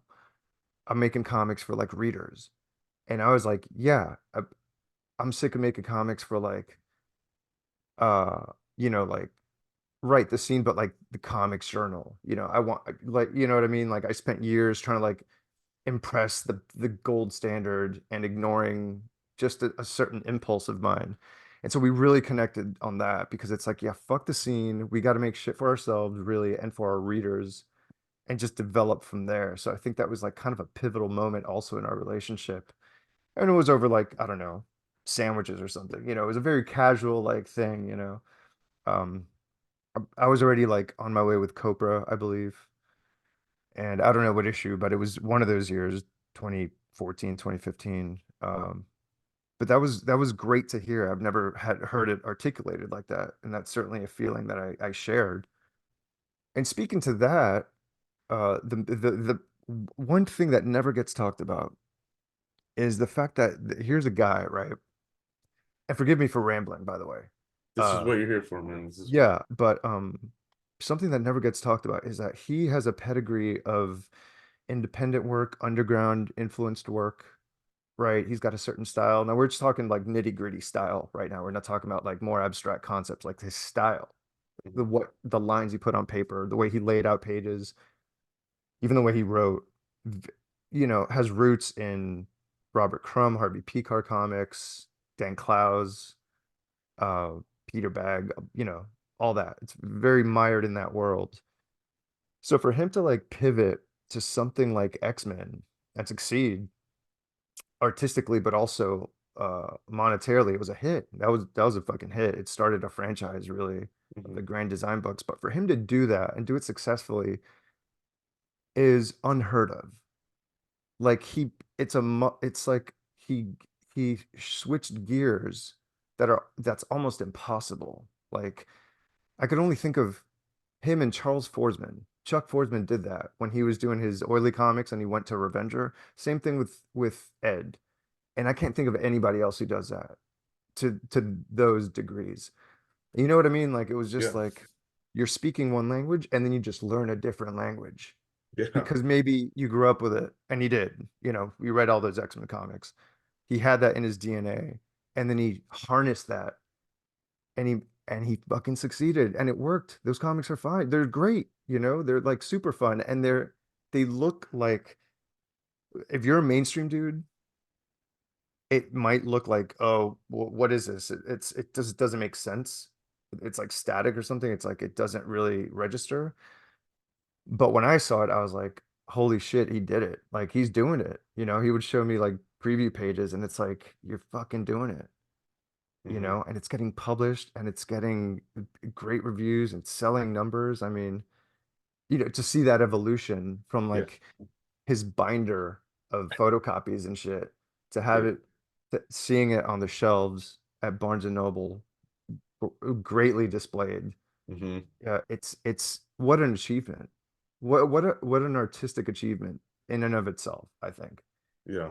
And I can't think of anybody else to do that, that has done that, that has code switched, you know, just that, ask anybody to try to do that. They always if an indie guy tries to draw in a mainstream way, it's always like in a funny, sarcastic, ironic, like, isn't this shit stupid kind of way. And you kind of still look like an indie thing making fun of the mainstream thing. If it's a mainstream guy, he can't do that. He can't do the other stuff because they don't have a language or history with that other thing, that other side of the world. And because of Ed's rich reading history, he had that. He fucking pulled it off. Yeah. So I don't know. We've I wish as a friend, I just wish we could have seen more of that. As a fan, I think I wish we could have seen more of that hmm um evolution. But as a friend, I'm just gonna miss talking to the guy, you know. Ugh, so Yeah. fucking brutal. Yeah. I, you know, I thank you so much for sharing that because like like I don't know him personally, but I mean I spent time with him every morning with my coffee watching, the cartoons came in maybe not Mhm. every single day because like they were pumping out content crazy status, and long form videos, but um I discovered you through the kayfabe channel. That's how I got turned on to your work, and you're not the only cartoonist that I learned about from them, so I'm grateful to Ed for the content he put out, whether it was a channel, his comics, turning me on to stuff. I mean, I have an amazing friend group because of the community that grew from that channel. Yeah, Lifelong friends now, I consider, like, kind of like family. One of yeah. my co-hosts, Manny, I met through that channel. I wouldn't even know him if it wasn't for this. So super grateful to Ed for everything he's done, and really grateful to you for sharing some memories with me. So thank you so much. Of course. Thank you, Ryan. Hopefully we'll get to talk soon. Yeah. And thanks for doing this. So much appreciated. Another tribute video for Mr. Ed Piskor, who we tragically lost just a little, as of this recording, just a little over a week ago. Huge influence to me, whether it was to his channel, the friendships I've made, doing the YouTube channel. So I wanted to compile some really cool videos with people that knew him or were inspired by him. So I got Shawn, aka Japan Book Hunter, with me today to share a little story about our mutual friend Ed Piskor. So I only knew Ed for like honestly a couple of years, but his passion for manga, his interest in Japan, when he came over here on, I think it was Manga Quest 2, then I met him, and then all subsequent Manga Quests we were together, just on Manga Quests together. But like there's a couple funny things that we did together, but one that like pops to mind is we went to the Fist of the North Star exhibition together. We got a big crew of us. I had already been there because I went there opening day. I'm a psycho. I have to be there opening day for the exhibitions to, see everything. It takes about an hour and a half to get through the exhibition. If you stop and look at every piece, you're like checking out like, line work, inking, like everything, and took Ed 3 hours. It took Ed 3 hours to get through that son of a gun, man. He was like, and I remember like I was ahead of Ed, and like our friend Aki, a Japanese friend of ours, he was a little bit behind and stuff, and he showed up maybe 30 minutes late. He had caught up to Ed. They're back looking at some stuff, and I got to a big picture of Tetsuo Hara, and of course Bronson also worked on Fist of the North Star. They had this huge picture of his desk, of his workspace, and like I saw it and I ran back in and I was like, dude, they got a picture of the workspace. And he was like, oh, and he went over. Dude, he must have stood there for 20 minutes just looking at every book on the shelf, all the anatomical figures, everything. There was the pens, everything on the desk, and it was just a picture. Yeah. And I gave up after a little while. Took off. I think I went down. I might have even gone downstairs and like had a snack. Who knows? But it was he was there for like 3 hours, and all the rest of us were out of there in like an hour and a half. But the best memory I have, which I might have mentioned before, was we're in Shimokitazawa, which is a little area of Tokyo. I took him manga hunting to a bookstore and stuff. And after a couple bookstores, we went manga hunting, bought a bunch of stuff. And it was me, him, Bryan Moss, and Ed's partner at the time. And we all went out for sandwiches afterwards and just sat at the table for like 2 hours, just talk, hour and a half, 2 hours, I don't know, just talking about manga, Japan, comics, art. It's all you wanted to talk about. Like it was literally all. I swear, once in a while we talked about like, oh, like see you soon, or like what's your schedule, but our chats were just solely about manga because he wanted to learn so much more about manga, and he knew I had the info, and he wanted it. So we would just send pictures back and forth to each other, and like talk about it. And he knew the technical side that I don't know. I knew the Japanese side that he didn't know, and we just exchanged information like constantly about manga and comics. And yeah, man, it was those times, those just sitting down talking about comic books and art and manga were the best. And that's what that sounds like Ed poring over line work and poring over a desk, because like I mean I'm not a creator, but man, when I see those workspaces of creators, like I'm staring at your bookshelves and I'm wishing I could zoom in on those. So I totally understand that, so that's a great story you shared. Thank you so much. Yeah, you're welcome. Yeah. Hey, what's up, world? Skeme Richards, aka the Nostalgia King here, DJ, collector of all things cool, world traveler, and great friend of Ed Piskor. I was asked to do this video, in memory of my good friend Ed Piskor, who I met probably, I'd say 10 years ago. me and Ed got connected on a trip to Korea, of all places. First of all, we're both from Pennsylvania. I'm from Philly. He's from Pittsburgh. And we were both in Korea at the same time for an event, a hip hop event called R16. And the homies who brought us out was like, hey, I need you to meet this guy, Ed Piskor. You know, he's real cool. He's into hip hop. He's a comic creator. And, you know, they told Ed, like, yo, you got to meet this guy, Skeme Richards. Like, he's a DJ. He's the hip hop guy. You guys got to meet. So they basically brought us out to Korea just so that we could meet. So, you know, during the whole weekend of festivities, me and Ed, we were just hanging out and kicking it, just really talking about hip hop and collecting comics, because he had known that I was like a big collector, and I started collecting comics in the late 70s. So, you know, he knew about that, and plus he knew about me being a member of Rocksteady Crew and a DJ, and, you know, we got really connected, you know, closely during that time, you know, and the fact that we're both from Pennsylvania, and he was like, yo, how are we so close yet we've never met or never really crossed paths? So, you know, we became real good friends since then, and he realized I traveled all the time, and he realized I was in Japan a lot. And his first thing that he said was like, yo, I need to go to Japan with you, because that's the place that I'm always hearing about, and I know I have to go there. So I told Ed, I was like, look, first time you go there, I'm going with you. We're going to make it happen, and we're going to be in Japan at the same time. So it was like, you know, a couple years passed. He put me in the first hip hop family tree book. If you open up the cover, I'm inside the cover standing next to him, and we're actually in Incheon Airport in Seoul, Korea. So that's where that photo comes from, in the first issue of Hip Hop Family Tree. But yeah, so, you know, we got cool, and we were supposed to do the very first Japan tour. We were going to do a tour together. We were going to film, you know, us out, like, digging for comics and digging for toys and collectibles and cool stuff. And, you know, that was like a major thing for us. You know, we're going to document it and just like really go all out. Trip was planned, and what happens?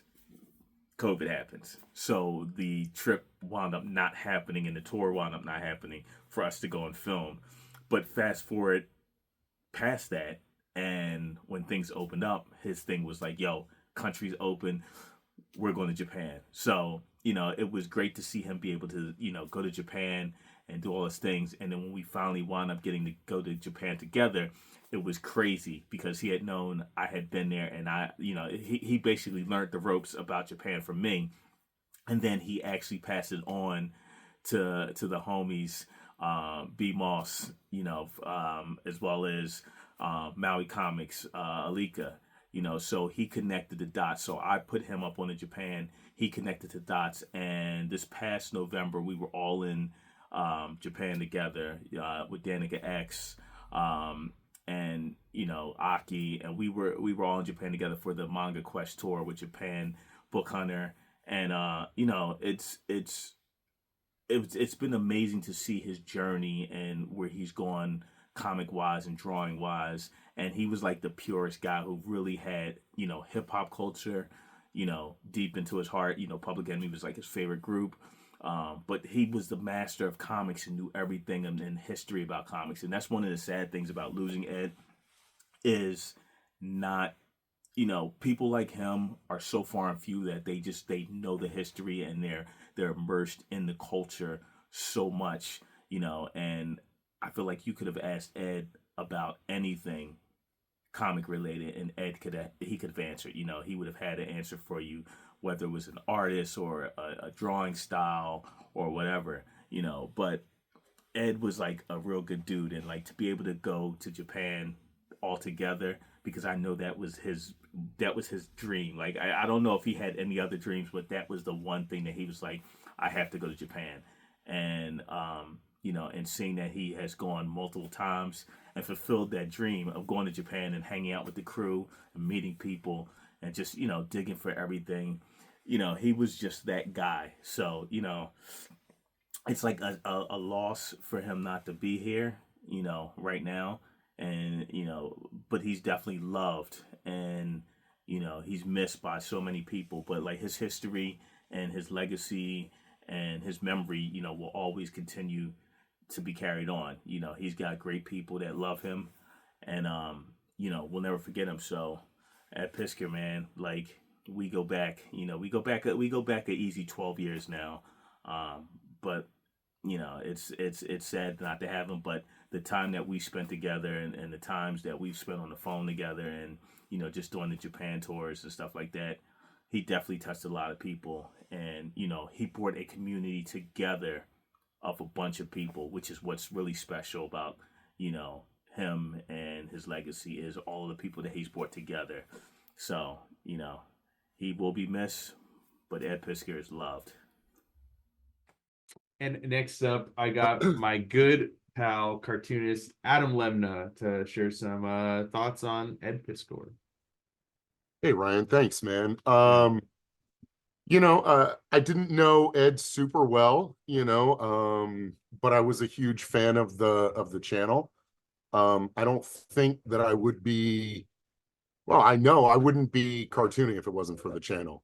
I found it back in, let's say, late 2018, early 2019, started watching sort of on and off, and then their Akira videos, the entire Otomo series that they did early on was sort of instrumental in making me want to start drawing again and make comics, and sort of, I had been out of comics for a while, and then I came back, and then when I found Cartoonist Kayfabe, it was really like, it was like a light bulb went on, man.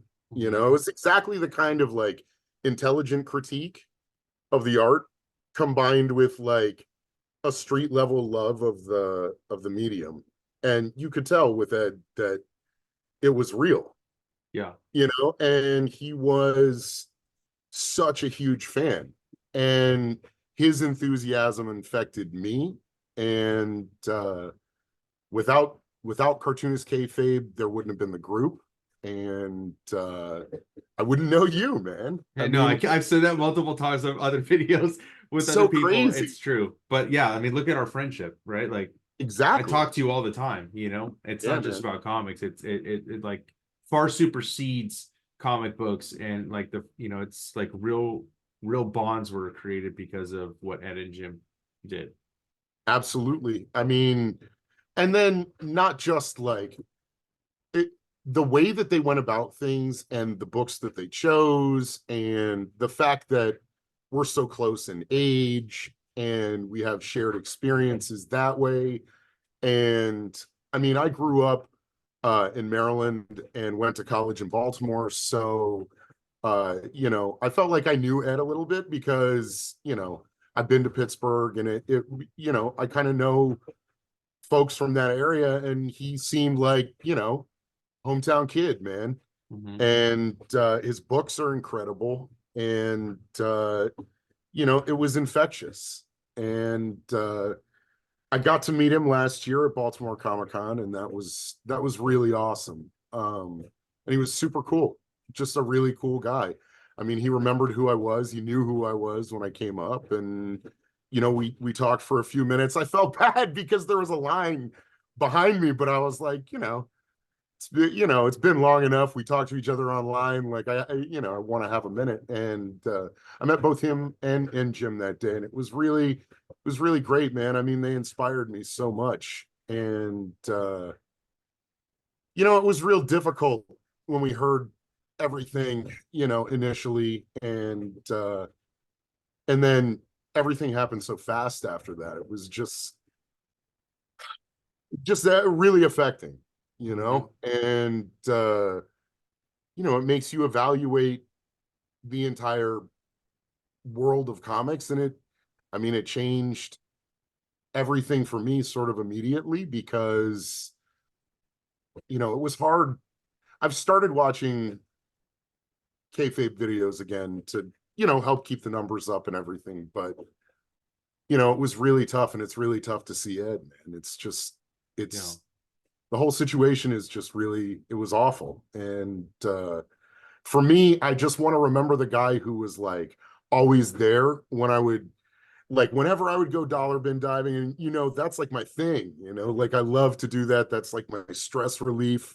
I mean, And that's what we did right after he passed. yeah, Like 2 days after, we're like, you meet Eli when Ben died. you have to in Ed's go honor. and exactly, man, like celebrate comics. And it was great to see you guys and be able to talk about it, and just spend some time where we didn't have to talk about it and we could just look at comics and enjoy that again. And I would always send him one or two of the books that I would pull the coolest of the cool, and he always had something interesting to say about it. And he was very gracious. When I texted him for Christmas, he thanked me for the support, and I told him then, I was like, I'm a lifer, dude. Like, that's it. And I'm so glad that I had a chance to tell him that, but at the same time, it's like, I posted about it. I'd sent him a picture of Otomo's Memories, which I'd pulled the #1 out of a dollar box, and I sent it to him, and it just sits there now. And I don't think he ever had a chance to see it. So it's tough, man.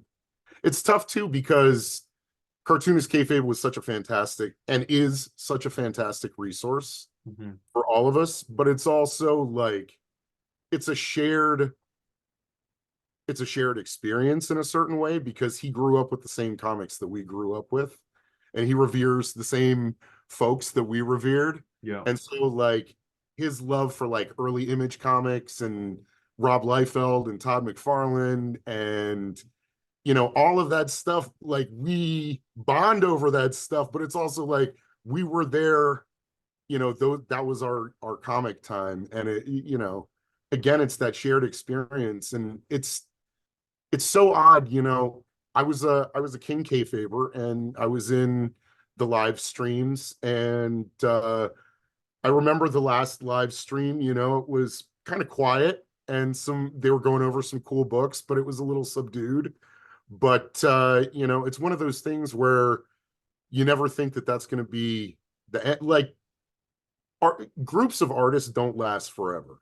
Like inevitably artists go apart from one another, and that's okay. Like as long as everybody can stay friends, we all have different aesthetics and want to pursue different things. But so I never thought that it would be around forever, but I thought it would be around a lot longer.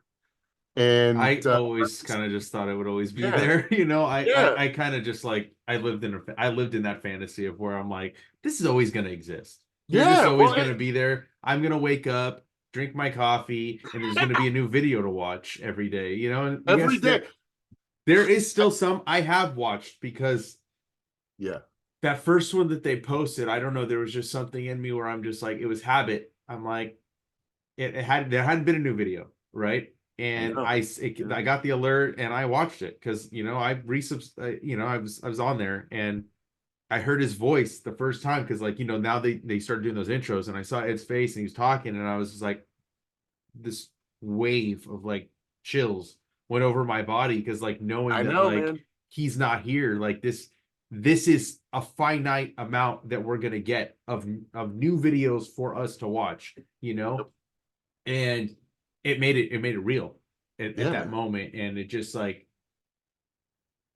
it's been such a surreal experience. I've said this, with other people that I've been talking to about Ed for this video, tribute video. And it's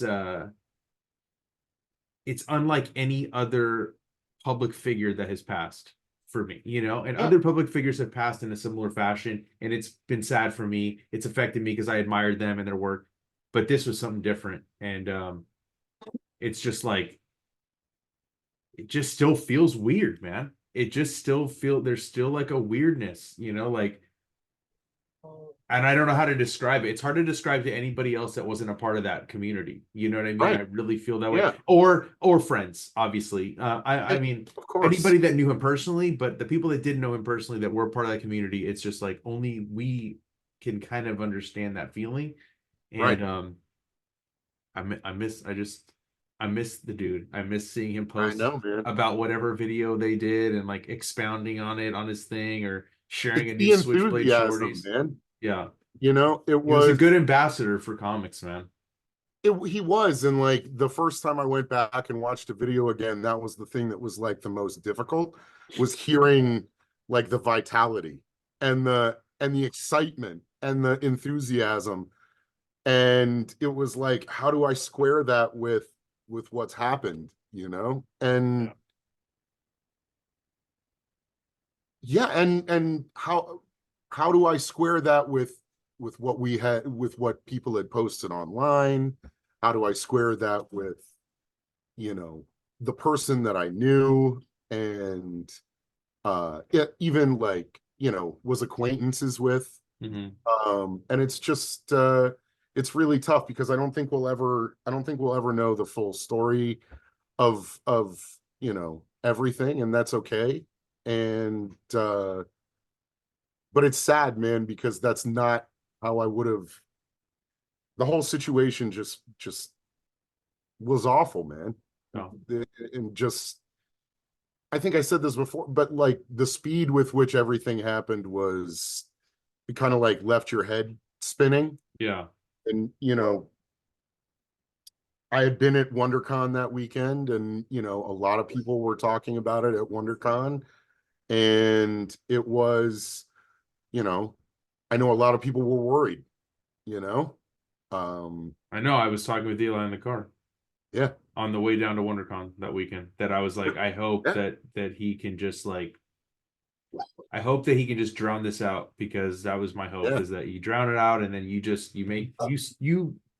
tell people your side, you know. And I didn't think his side would come at the expense of him not being here, you know.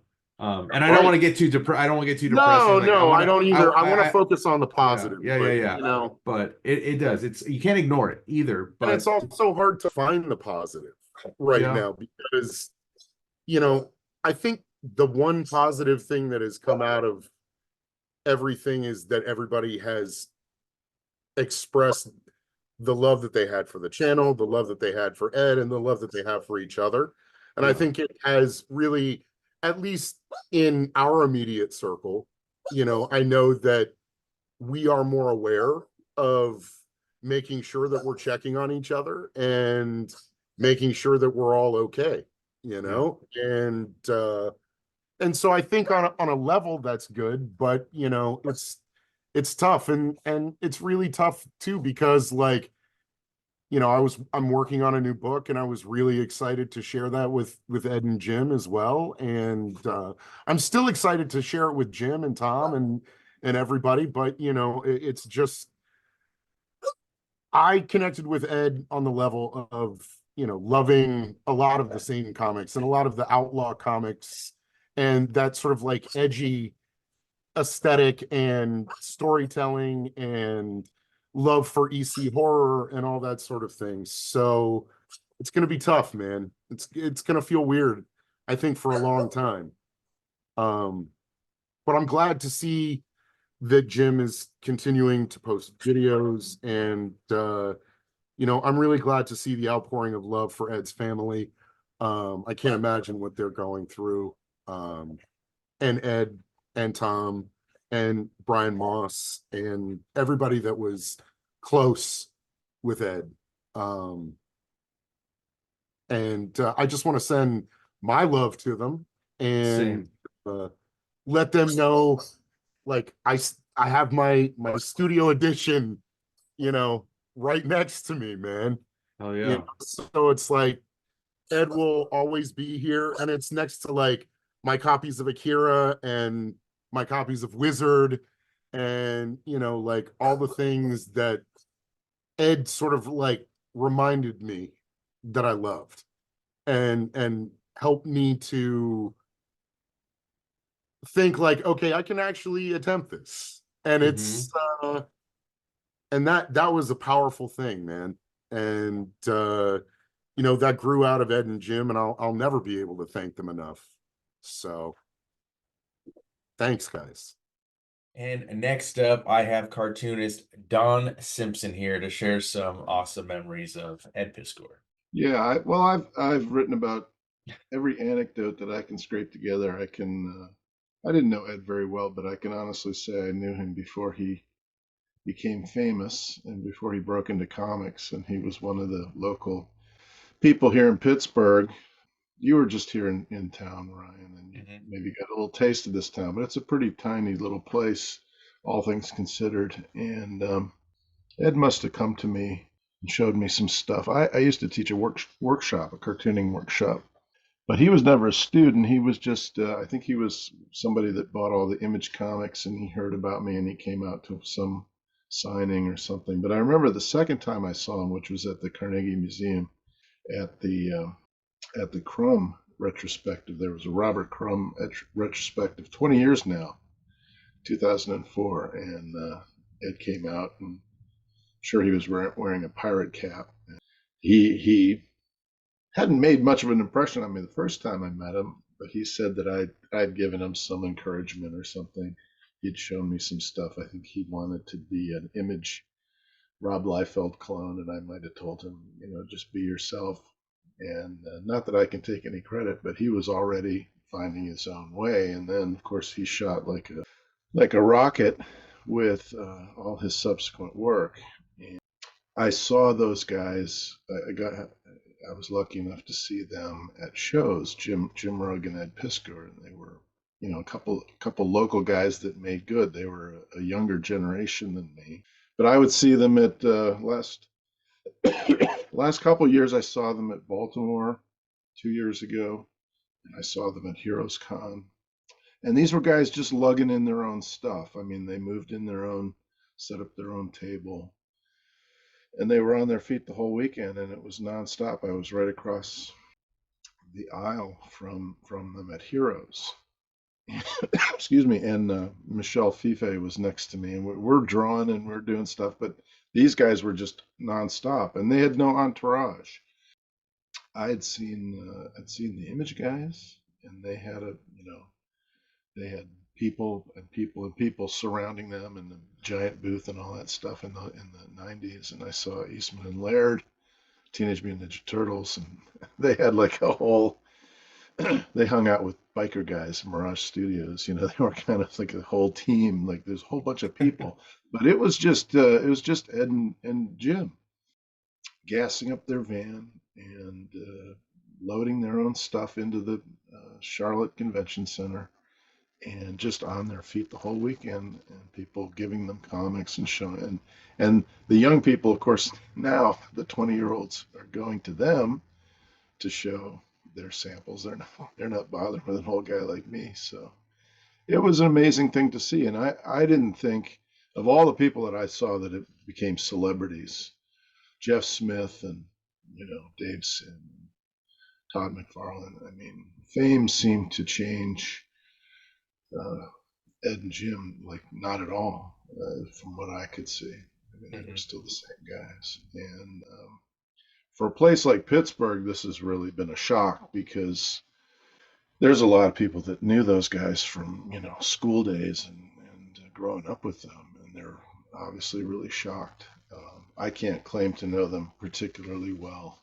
I was very fortunate. They finally got around to me and did an interview with me last year. I was very, very thrilled about that. And I guess Ed had bought all those Image comics when they were coming out, and my little claim to fame was doing a couple of Image comics.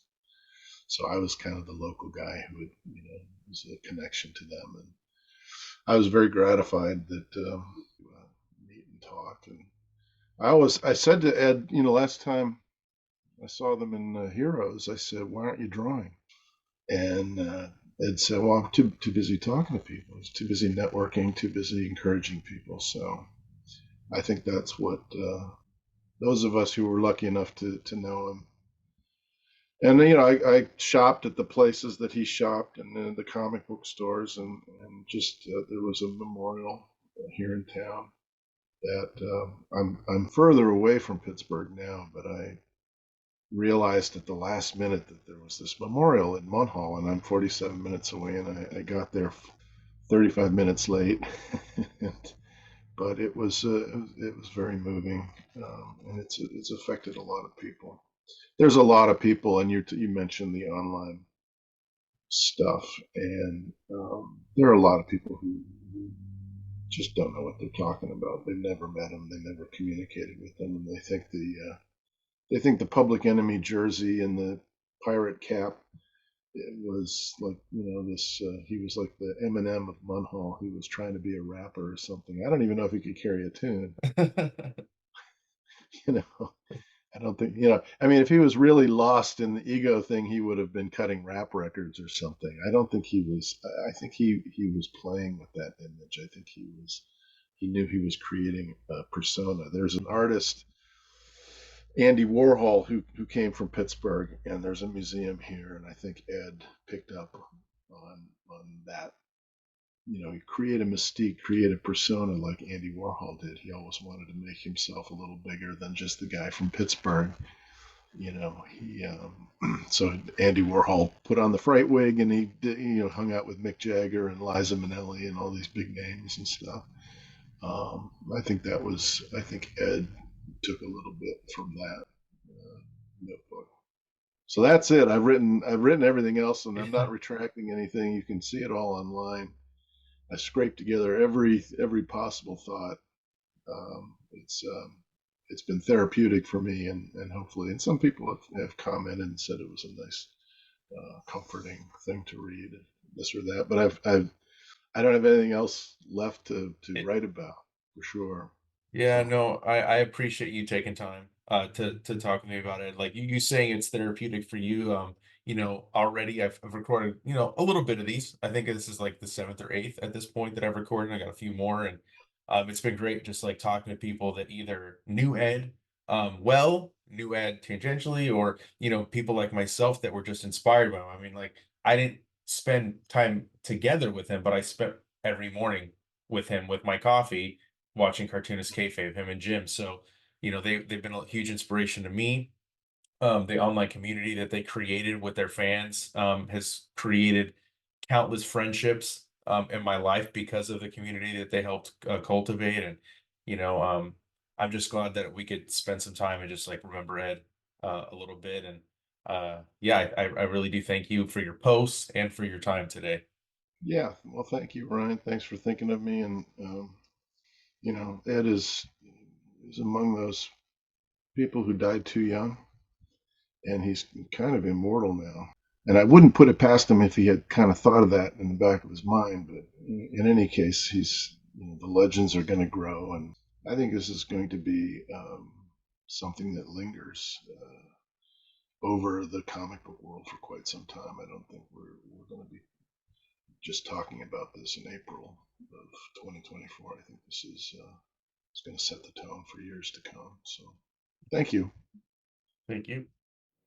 Hi, just wanted to give my input as far as Ed Piskor. Just wanted to say I had met him on online about 10 plus years ago on Twitter.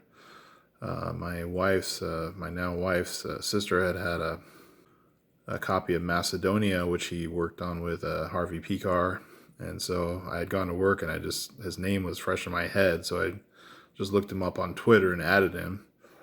Another friend of mine had just encouraged me to get a Twitter account back, a decade plus ago, when it was not the hellscape that it is today.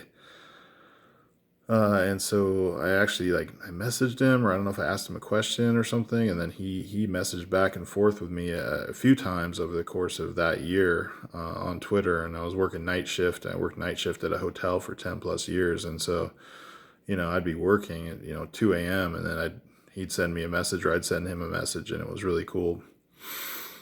And it was neat, and this was way before Hip Hop Family Tree, definitely before Cartoonist Kayfabe. He was still sending out WYSIWYG copies. I ordered a copy from him. He was sending them out from his house. And I actually reminded him, I think this was how different it was. I think I sent him a tweet like, "Hey, I ordered it. Can you send it?" He's like, "Oh yeah, I'll send it to you." So that was really cool. Then I met him at Comic-Con when Hip Hop Family Tree was blowing up, and then I saw him at WonderCon later when I had a booth at WonderCon for my comic book. And I saw him the last time I saw him in person. So I saw him about twice in person, once at Comic-Con and once at WonderCon. But I got to talk to him a little bit at WonderCon. I was pretty excited to see him. He was kind of at his peak with so much going on, and my friend Daniel and I was staying at the Hilton right there by WonderCon by the Anaheim Convention Center. So at the end of the last day of the convention, we're going back to the hotel room, before we're going to go check out the next morning or whatever. And then I get in the elevator with my friend Dan and look over to the right or to the corner, and Ed is in the elevator with us. And that's the last thing, in person that he ever said to me, is like, safe travels, man. And very cool dude, and very positive, and clearly the guy loved comics. God bless him. And next up to talk about the great Ed Piskor, I got Ian Cinco with me. Hey, thanks for having me, Ryan. Yeah. I literally just put up my tribute video for him. I'm resisting the urge to just read from that. But yeah, I think we all came to Cartoonist kayfabe. I don't know how many people were fans of Ed or Jim previous, but for me, I learned about them through the YouTube channel that they started, Cartoonist kayfabe, and it was really like an amazing that they had, probably just by accident. We were all locked in our rooms.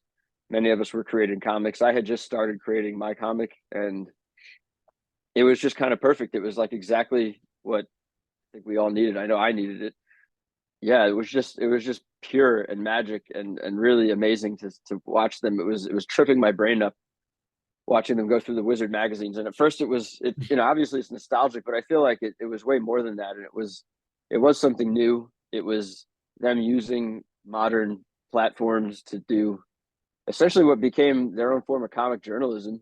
And for that, I mean, I think that's what everybody really is super grateful to them for, because they're just lacking in that. You're doing it now too, Ryan, which is great. But yeah, since Wizard is gone, and comics journalism, not really much going around in terms of comics journalism. At least that doesn't just cover Marvel and DC. And yeah, I mean, Ed's art. Obviously, everyone thinks of Ed as the comic artist, but I like to highlight also that I think his writing was pretty incredible.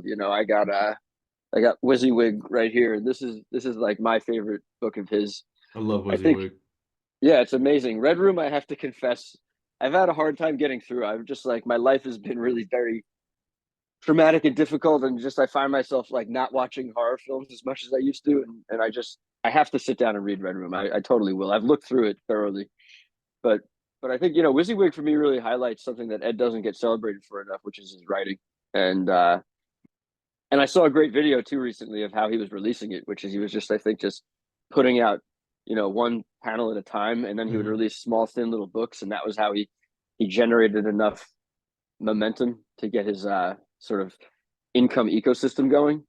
The guy was just massively inspiring. I mean, you can't watch somebody they love as much as he loved what he did and not come out feeling massively inspired. And on a really personal level, really respect about him was he said himself that he didn't think he was that good of an artist, and that made him work even harder. He worked even harder, and that's something I personally just really identify with. I've felt the same way in my whole life, and I'm in a much different place now in my life than I was years ago when I sort of gave up on myself as an artist.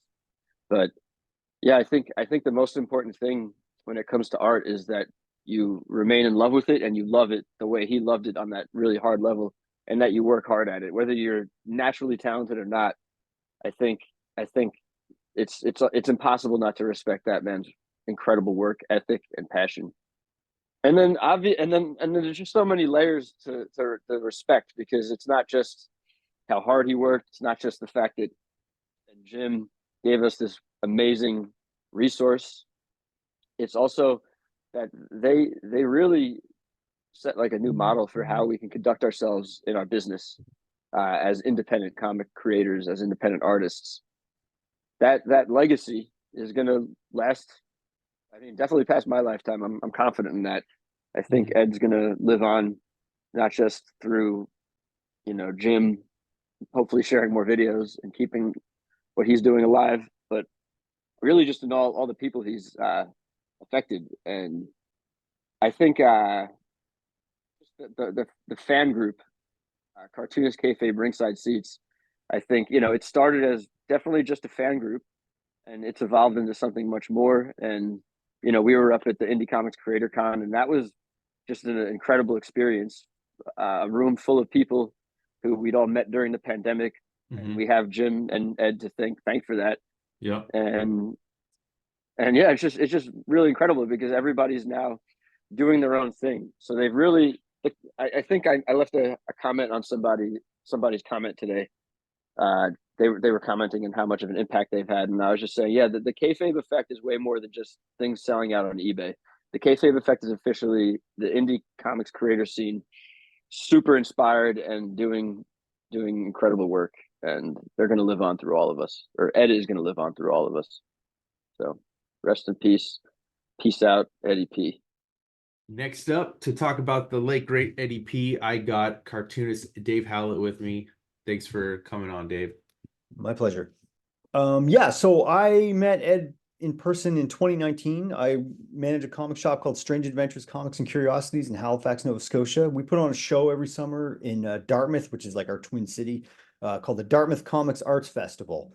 And we brought Ed and Jim out for it in 2019, which is like a few months after kayfabe got started. So it was relatively new. It was great. They had a great time. They were awesome guests. They did a live kayfabe episode here that if you go through the channel, you can find it if you search Dartmouth Comic Arts. It was terrific. And yeah, they had a great time. And then last fall, Heroes last year, my boss and I, Callum Johnson, we went to Heroes, and Ed and Jim were there. So we reconnected with them and got to hang out with them some more, which was great. Great show. I love it. I'd love to go back again sometime, but on the Sunday of the show, we kind of had enough of the show. We needed to take a little break. And at the Discovery, it's called the Discovery Place in North Carolina, there was this Marvel exhibit going on that was like a lot of Marvel memorabilia. A lot of it was obviously movie skewing, but just general Marvel stuff. And like original artwork like you would not believe, like Kirby, Ditko, Buscema, Miller, Byrne, you name it, just like tons of this. And I took tons and tons of photos. I was just clicking everything and just trying to drink it all in. It's incredible. And then after the show, we went back to the convention, went to the hotel, and then there's always a show, a party at Heroes Aren't Hard to Find, like a big barbecue, sort of like an after party for the show that Sheldon Drum puts on. And great time. Everybody from the show went there, and Ed and Jim were there, and I was showing them the pictures on my phone, and they were losing their mind. Like they couldn't go because they were obviously at Heroes Con, but they were just like flipping through my phone and just freaking out, like, oh my God. And like particularly Ed saw there was a Kirby page from X-Men #1, and he was like, holy shit, is that a page from X-Men #1? And like they were just crowded around it, and they just, it's my last memory, the last time I saw him, and it's a really great way to remember him. It's just him like like glaring into my phone and blowing up the page to look at this Kirby X-Men page in greater detail. And to borrow a phrase, like it wasn't kayfabe. Like they love this stuff so much. Ed was such a fan of it, and you could just see it like just flipping through these pages. Like there was like John Romita's original design for the Punisher, like that sketch was at this show, and he was looking at that, like couldn't believe it. It's just a really great way to remember him, just to have that as a final memory, to just see him just so excited about this original comic artwork, X-Men especially, obviously. And you're just sort of seeing behind the veil, I guess. It's not an act, it's not kayfabe. He loved this stuff so much, and it was really great to just see him expressing that love for this stuff, which we saw every time there was a new kayfabe episode, but to actually see it in person and see him just be so excited about a page of art was great. And I'm always going to treasure that memory. It was terrific. Oh yeah, dude. Thank you for sharing that. That's awesome. I mean, I never got to meet Ed in person, but I mean, that's like the common theme I hear from people is like, when you meet him, he just like he is on the channel. He loves comics, and he lived and breathed them. And what a great ambassador for comics he was. I've said that a couple times now with people when I talk to him, but he will be sorely missed. I don't think there's ever going to be, nobody can replicate what he brought to the combo community, not just with his work, but with his work with the Kayfabe channel, and turning people on to amazing comics. I'm pretty sure I found out about your stuff from the mailbag episode, if I remember correctly. So just what a great cartoonist, what a great Just what a great dude, man. I wish I would have got to meet him, but I love hearing these stories. Like, that's awesome, dude. I can't believe you got to see those things in person. So thank you for sharing that for sure. My pleasure. Yeah, no, it was great. He was a really gracious guy, really friendly. I know like he had a sort of wrestling heel persona or whatever, but it was just that. It was a persona. Like it was just an act for, yeah. He was a great guy. And I'm really glad I got to meet him. All right, and next up to talk about Eddie P, I got writer Mark Darden with me today. So thanks, Mark, for joining me. Absolutely, Ryan. Thanks for having me. Yeah. It's been obviously with the news and a lot of us, our lives, it's interesting. I was trying to explain it to my sister when it happened. I was like, I'm kind of having a rough week and I don't exactly know how to explain what the loss is, because there's this guy who I told her about numerous times. Like I told my sister about him throughout the years with like the history of like the channel and the projects and, just like interactions that are all online. But like, here's this individual who I never met in person. We never had direct contact, but there were like things that I posted that got comments on. There were projects that I worked on that was obviously the major project that he put forth in 2019 that a whole slew of us got involved in, or I guess it was 2020, kind of blends together a little. Overlapped, yeah. Yeah, blurs together a little. And then, that big project, Image Grand Disaster and design, initially design, and then it grew into the second project, Disaster, was like such a big part of so many of our lives as we were watching this channel, interacting with each other through the channel. A Facebook page grew out of it, and then this big project launched, and I got in on that. I just remember like the Wizard reviews is where I initially came in. I went back to school for Air Traffic Patrol, and I started making comics again. And then I came across their Wizard videos, and I was just like, I was doing conventions and store signings, and I even was on a comic review show. So it was like kind of all came together. And then the big project, I met so many people through that. And, Cartoonists Kayfabe and Ed and Jim launching that. How else would it have happened? So many people that I know now, I wouldn't have known them if I hadn't found this channel and started watching their videos. You and I that's my story too. And I've been saying it on everybody I've talked to that's like part of that group. Like, how many friends did we, like, if we just like take out the comics and stuff, like, look at the relationships that we built. Like, there was a whole convention for all the indie guys, just a couple months ago. And like, it was like seeing old friends, and that's all thanks to Ed and Jim. And that doesn't exist without them, and I think that's one of the biggest impacts that they had on us, for sure. Yeah, it was very much losing an inspirational figure and someone who was at the core of this large community of friendships and relationships, even without having individually met him. And I can remember at times stuff that I was working on, and even if it just got, a small attaboy from him or from Jim, it was cool, It was nice of him, and I appreciated that support. It's a loss, and I feel it, and it's nice to be able to talk about it, because it's hard to explain to a lot of people that it's just it is hard to explain. Your story of saying it to your sister is my story with my wife. I don't know how many times I've talked about Cartoonist Kayfabe, and it goes like one ear out the other, because it's like comics just aren't her thing, right? So like trying to explain it, right? Like, because I've been talking about it with other people, because there's been other people, public figures, right, that I've admired that have passed because with a similar situation as that, whether it's Chester from Linkin Park, it's Chris Cornell, or Robin Williams, right? Jason David Frank also last year, right? So the Green Ranger, like, that was part of my childhood, right? Like, I watched that guy like all the time. Right.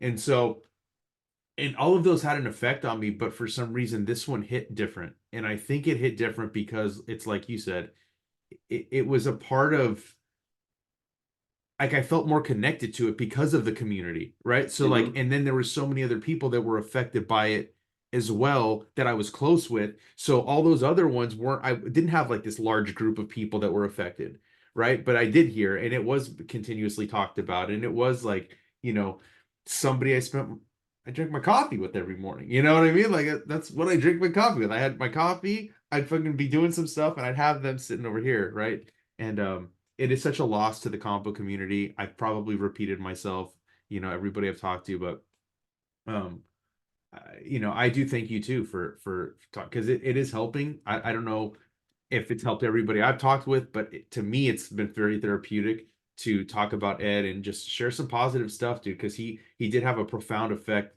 I think I could speak for both of us on both of our lives. Yeah, I agree. Yeah.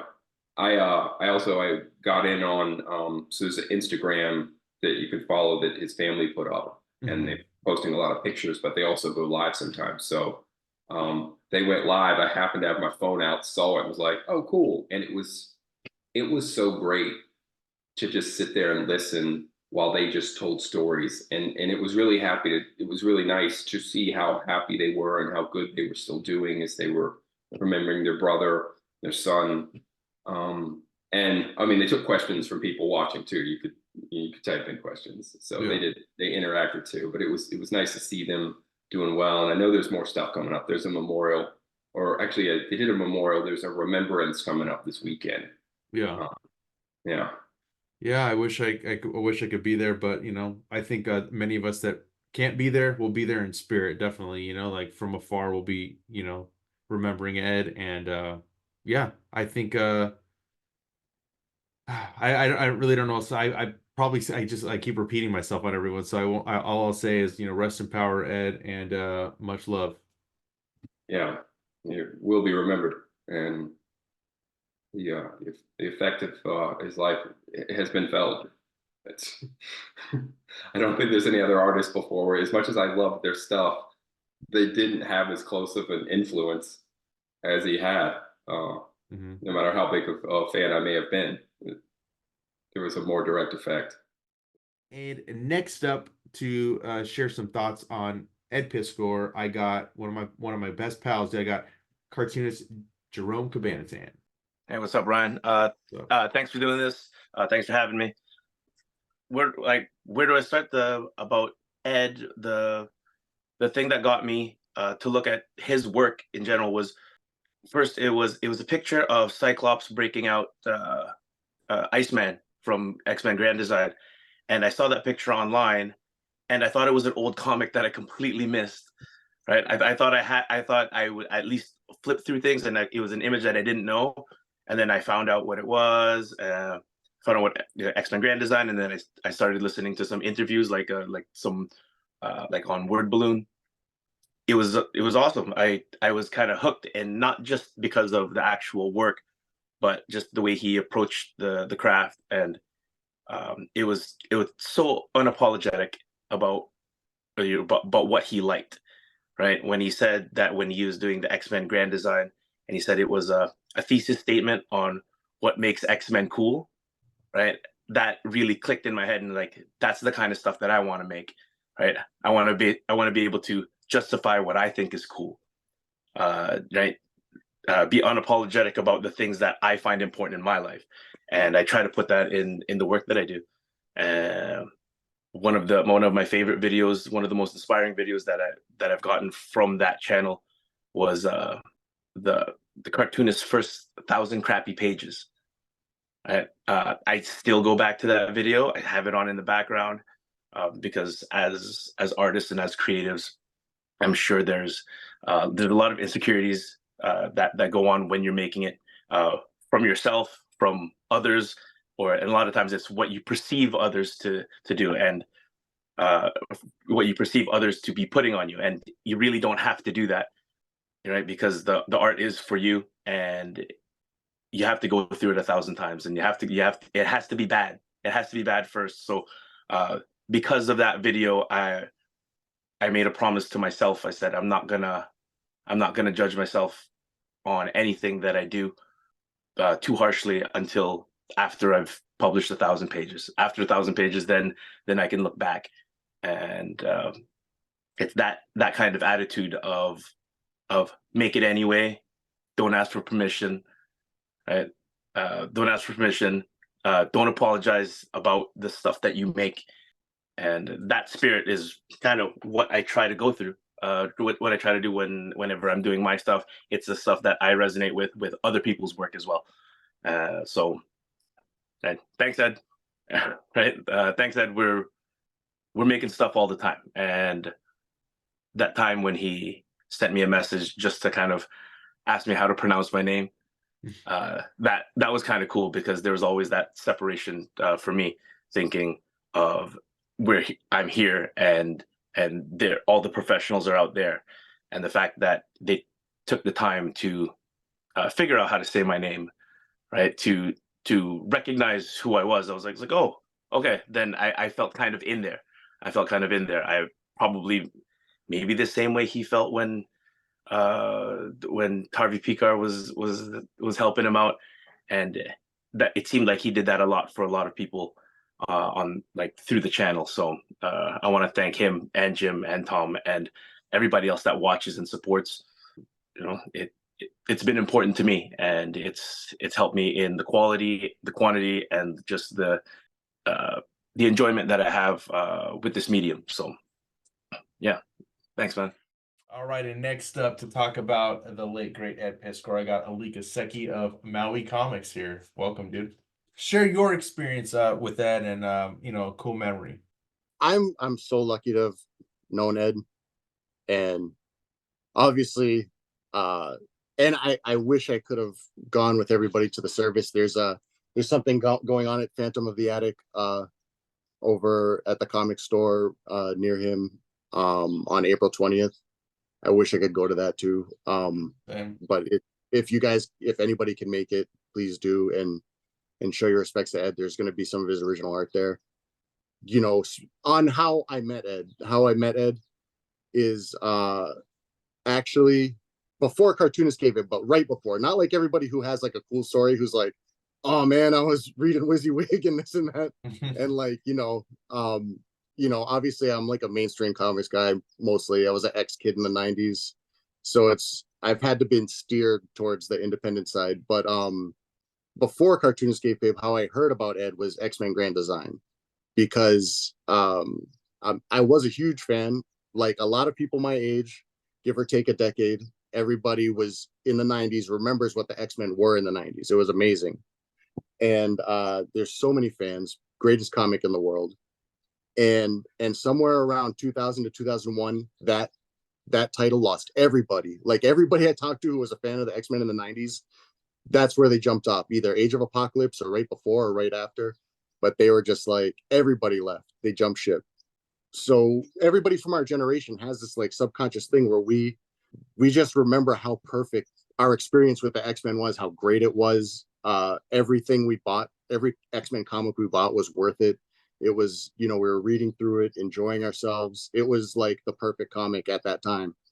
They messed it up. It just got like off the rails somehow after Age of Apocalypse. They couldn't return to their continuity. At least as a kid, after that happened, I was like, well, if they just destroyed everything twice, then where are we going to go back to? And I guess that's the whole problem with the post-crisis comic industry, is like, how do you go back to the perfect comic? And it just felt like such a waste to everybody in our generation, because I haven't cared about an X-Men comic since then. Like I read up till Chris Claremont, I stuck it out through a little bit of Scott Lobdell, and then I was done. I was like, this is no longer the perfect thing that it used to be. But everybody I talk to is like so like in sync with that. Like I feel like it's a very common shared experience with the X-Men. And so when I heard about X-Men Grand Design, I was just like, that is incredible. This is perfect. This is what every X-fan wants. Like, we want the continuity to be fixed. We want the perfect thing back again. We want it to get set back on the rails, and then we're happy to ride that train again. Like everybody wants this. And it's I just and he stuck the landing. It was incredible, and it brought renewed attention to the X-Men, who the comics have, like, I don't even know who was the creators on this, so I apologize to anybody who's creating X-Men comics between the end of Age of Apocalypse and up to X-Men Grand Design, but they weren't great, and they weren't enough to be the perfect thing that had millions of people engaged, and it's not just the shape of the comic industry that did that. They messed it up. They really messed it up. They could have kept it going, but Ed put it back on the rails and he saved it. So a lot of the X fans are so great. Like, it's been a long time since I was that engaged in a comic property since I was a kid. And I had to like touch base with him. I was like friended him on Facebook immediately. I was like, man, that X-Men whole, like, I just babbled a bunch of like fanboy stuff at him. And just, I couldn't contain myself. It's not one of those things that I could passively just enjoy and not thank the person who made it. And that's rare for me. I don't like reach out like that. I'll just like consume it and move on with it. And so that's how I initially connected with Ed. And learning that he was all independent and stuff, it made me feel less bad about being such an X kid, because when I talk comics with people, I have to explain myself. Like, I'm a 90s X kid. That's the beginning of my comics genesis. Like, I gotta feel bad about that, like I came in through the mainstream or whatever. Same like Ninja Turtles. Like I tell everybody, everybody's cool. They're like, the Mirage comics are my first. I'm like, I like the cartoons. That was the first thing. Same here, dude. That's how I discovered Turtles, Yeah. It's like, but you always feel bad, right? Because the cooler kid will always be like, well, the Mirage stuff was better. It's like, yeah, I know the Mirage stuff is great, but the cartoon got me there. That's okay. It's not terrible. Yeah, it's whatever gets you there, man. Yeah. And so Ed was cool because he didn't snob me. He's obviously like got this super deep comics knowledge. He was cool about it. And from there, I was just like from the proto kayfabe days. I don't know, did you jump on from episode 1 or? No, I jumped on when Eli was doing Wizard. So right before COVID hit. Is that? Yeah, wow. Eli was working on the Wizard magazine, and he'd known that I had a website. So he's like, "Do you want to help me edit it?" And I was like, "Yeah, that'd be great." And I was like, he's like, "Yeah, it's for Cartoonist Kayfabe." And I was like, "What is that?" And I didn't even know about X-Men Grand Design because I wasn't reading X-Men for a while. And so I just was out of the loop. And he asked me to do it. So we're going through the pages. I'm like, dude, who are these guys? He's like, you got to watch the channel. And so I checked out one episode. I think I checked out the Todd interview. And I think that was like right around that time. Maybe I'm wrong. Or maybe it was the Eric Larson interview. It was one of those 2 interviews. I was going to say the Eric Larson one was probably a really good in-depth and long interview. The Todd McFarlane was like all kayfabe, very short. Yeah, I think maybe it's the Eric, because I love Savage Dragon. So it might have been the Eric Larson one. And so I watched it and I was like, this is awesome. I'm like, what else let me check what other videos. And then I went back, I'm like, they went to Wizard? I was like, that's crazy. So I went back and COVID hit, and I went back to episode 1 and I watched every single episode until I caught up until the current episode. And for the longest time, I did not miss an episode. Anytime an episode dropped, I was watching it. And I just fell in love with the channel. I fell in love with Ed and Jim's work, which I discovered because of that, and like all the friends I've made. I wouldn't even know you if it wasn't for the group or the channel, So it's like, yeah, so it was really through that I discovered his work, and I went back and like, I'm a huge hip hop head. So I actually read Hip Hop Family Tree before I went and got the X-Men Grand Design stuff. I mean, like, I went and bought everything within like 2 weeks. All 4 volumes of Hip Hop Family Tree, all 3 volumes of X-Men Grand Design. I got WYSIWYG, and I just love their stuff so much. So it's an incredible body of work. Yeah, it's amazing. My comic store is now located in a record store, so that brought me special joy to have that connection to. I gave a copy to one of the guys who works at the record store, and his mind was just blown. He was like, I can't believe, like, because he prides himself on knowing hip hop history and how in depth and detailed that book was. He was just hooked from then on. He's not a fan of gore or violence, so the next book was Red Room. So I was like, maybe skip. But I should give him a copy of WYSIWYG now that you mention it. Yeah. That you mentioned the pandemic, it was, I mean, just trying to relive all these like moments in time. That was a crazy time. Like, we weren't allowed to leave our houses. Like, we were literally all sheltered in place. Ed and Jim were actually supposed to come out to the Maui Comic-Con that year. And you'll see, if you go on our Facebook, you can scroll back and see when we made the announcement. And then in March or April, I think maybe we called it in April, we're like, oh, I don't think we can wait this thing out. And but that was, you know, but then Cartoonist Kayfabe, I think, gained so much steam during the pandemic because, you know, not only is it a great channel and it's a great way to spend your time and you actually learn stuff from it. Kikuo Johnson mentioned this in his interview. One of my favorite things he ever said is like, he said, basically breaking down the channel, saying that, you know, on the surface, it's about comics and craft and all of this stuff, but the subtext is male friendship. And maybe he was being a little flippant and maybe he was, you know, just trying to take poke or anything, but it's true. I mean, it is 100% true that a lot of friendships were forged because the channel and because of the fan group. A lot of people got to make connections, and this is a time where a lot of people needed to make connections, and they were there for us, you know. They were there for us, and there wasn't a lot that led to them growing so big. And finally got to meet Ed the next year, when I think our convention was one of the first ones to happen after the, because even in 2021 people kept, you know, it just kept canceling off and on. But we had a scaled back version. Kikuo was there, Ed and Jim were there. We also had Frank Cho and Liam Sharp and Ernie Reyes Jr. Oh yeah. And his daughter. So Lotus Blossom. It was a nice small convention. We got to spend some time, and I got to record a few episodes with them. And that was like when I'm feeling down before any of this even happened, like I'm just, you know, at my house alone or whatever, and like just moping around, I'll go and watch the episode that I did. Like I'll feel like I'm hanging out with Ed, you know what I mean? And yeah.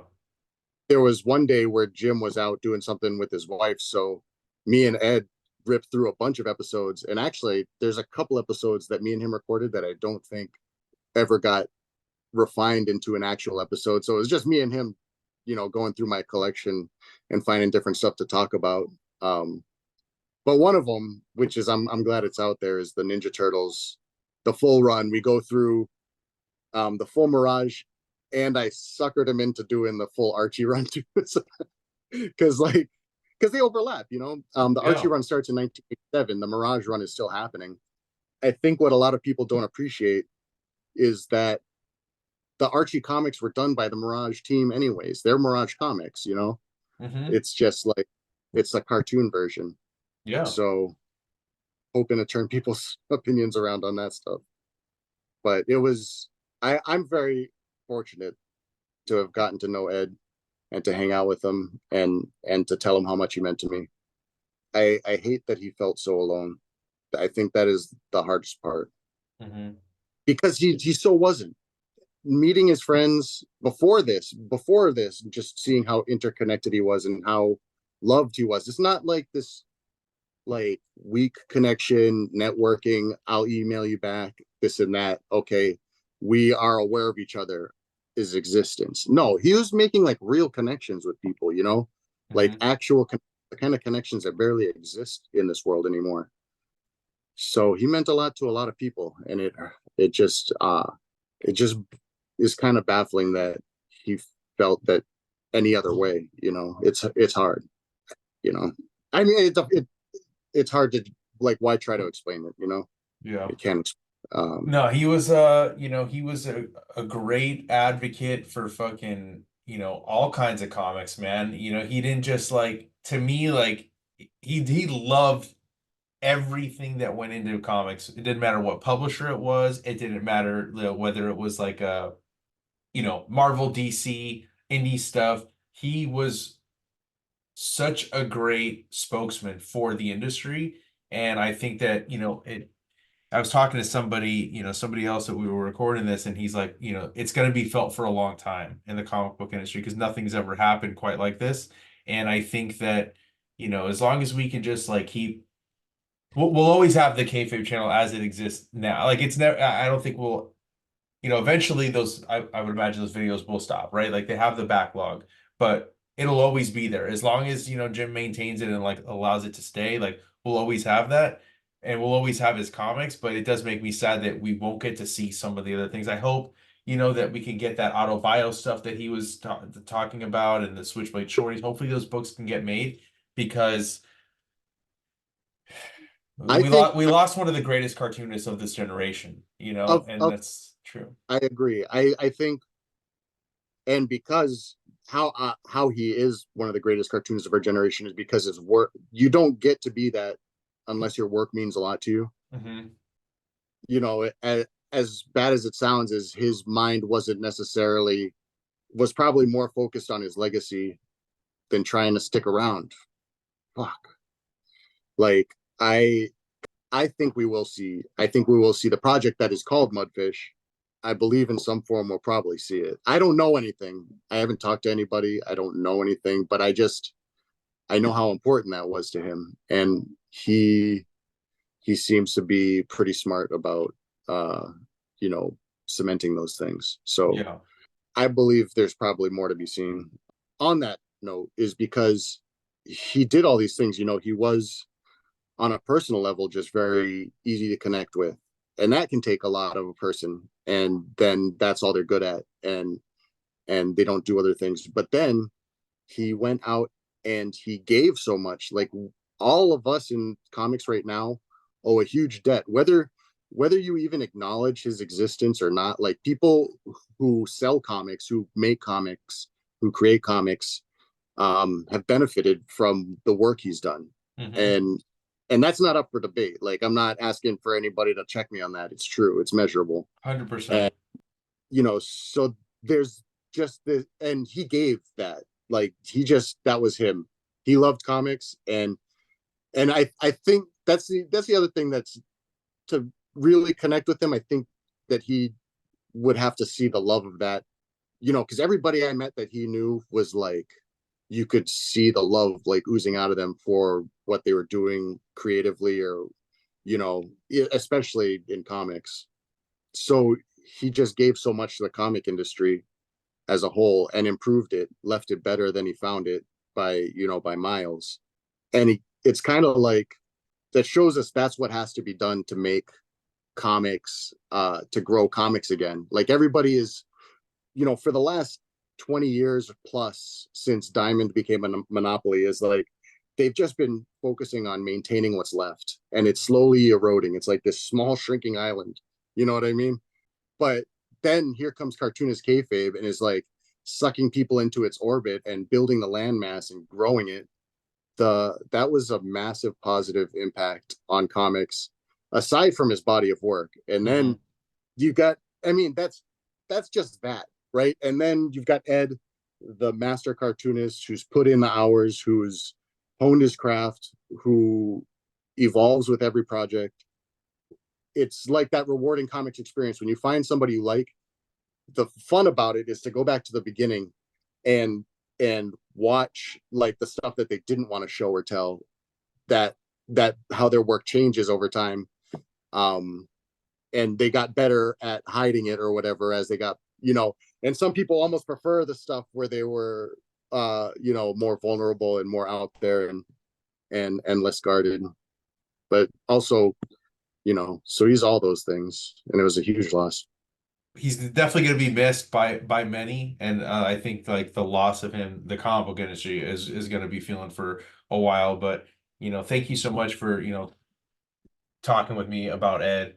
You know, I've really been enjoying like talking with people about it. It's definitely helped, and I, you know, just remember him for the amazing cartoonist, amazing advocate for comics that he was, and do what he would do. Well, I just want to say on that note, that really is the only comfort since it all happened, is hearing all the love and support for Ed.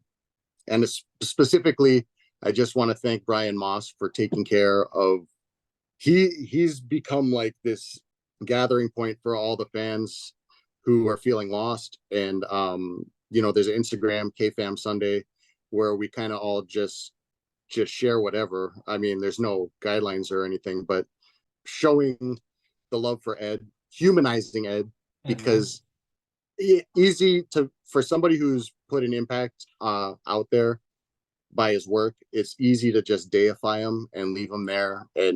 But to to hear from his family. And that was one of my favorite things when I would get to talk to Ed, was how he talks about his family and just how loving of a guy he was.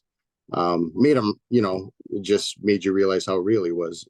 And also just want to say, like, thank you, Ryan. Thank you for doing this. West Coast Day Avengers was also, kind of anybody who especially in those first few days was just it was like an atom bomb went off, and I don't think anybody could even like see straight. And Danny Bedrosian posted that video supporting Ed, and I think I really needed to hear that. I think a lot of people needed to hear it. And then Uncle Rob Liefeld posted that video. Oh and man, that really episode that he said about Ed, man, that almost made me weep. For sure. The thing is, but he liked Ed. He and Ed connected. It's awesome, yeah. And you could see that Rob is a man that loves comics, because I was lucky enough to meet Uncle Rob in person. Yeah. And he's a dyed-in-the-wool comics nerd, man. He's a Legion of Superheroes fan, and that's how you know he's a real fan, because he's not picking something that everybody cares about or knows. He's like, oh, nobody care about the Legion of Superheroes except for Rob Liefeld. He that was like his proto X-Men, his proto Teen Titans was the Legion of Superheroes. But that's the thing, is he's a comic person, and he could see that in Ed, and you could see on the episodes that Uncle Rob is on that he loves Ed and Jim. I love those episodes. Yeah, those are some of my favorite episodes for sure. I mean, like, I'm a huge Rob Liefeld mark, so like the two of them together, I was like, yes, this is the sweet spot for me with these episodes. And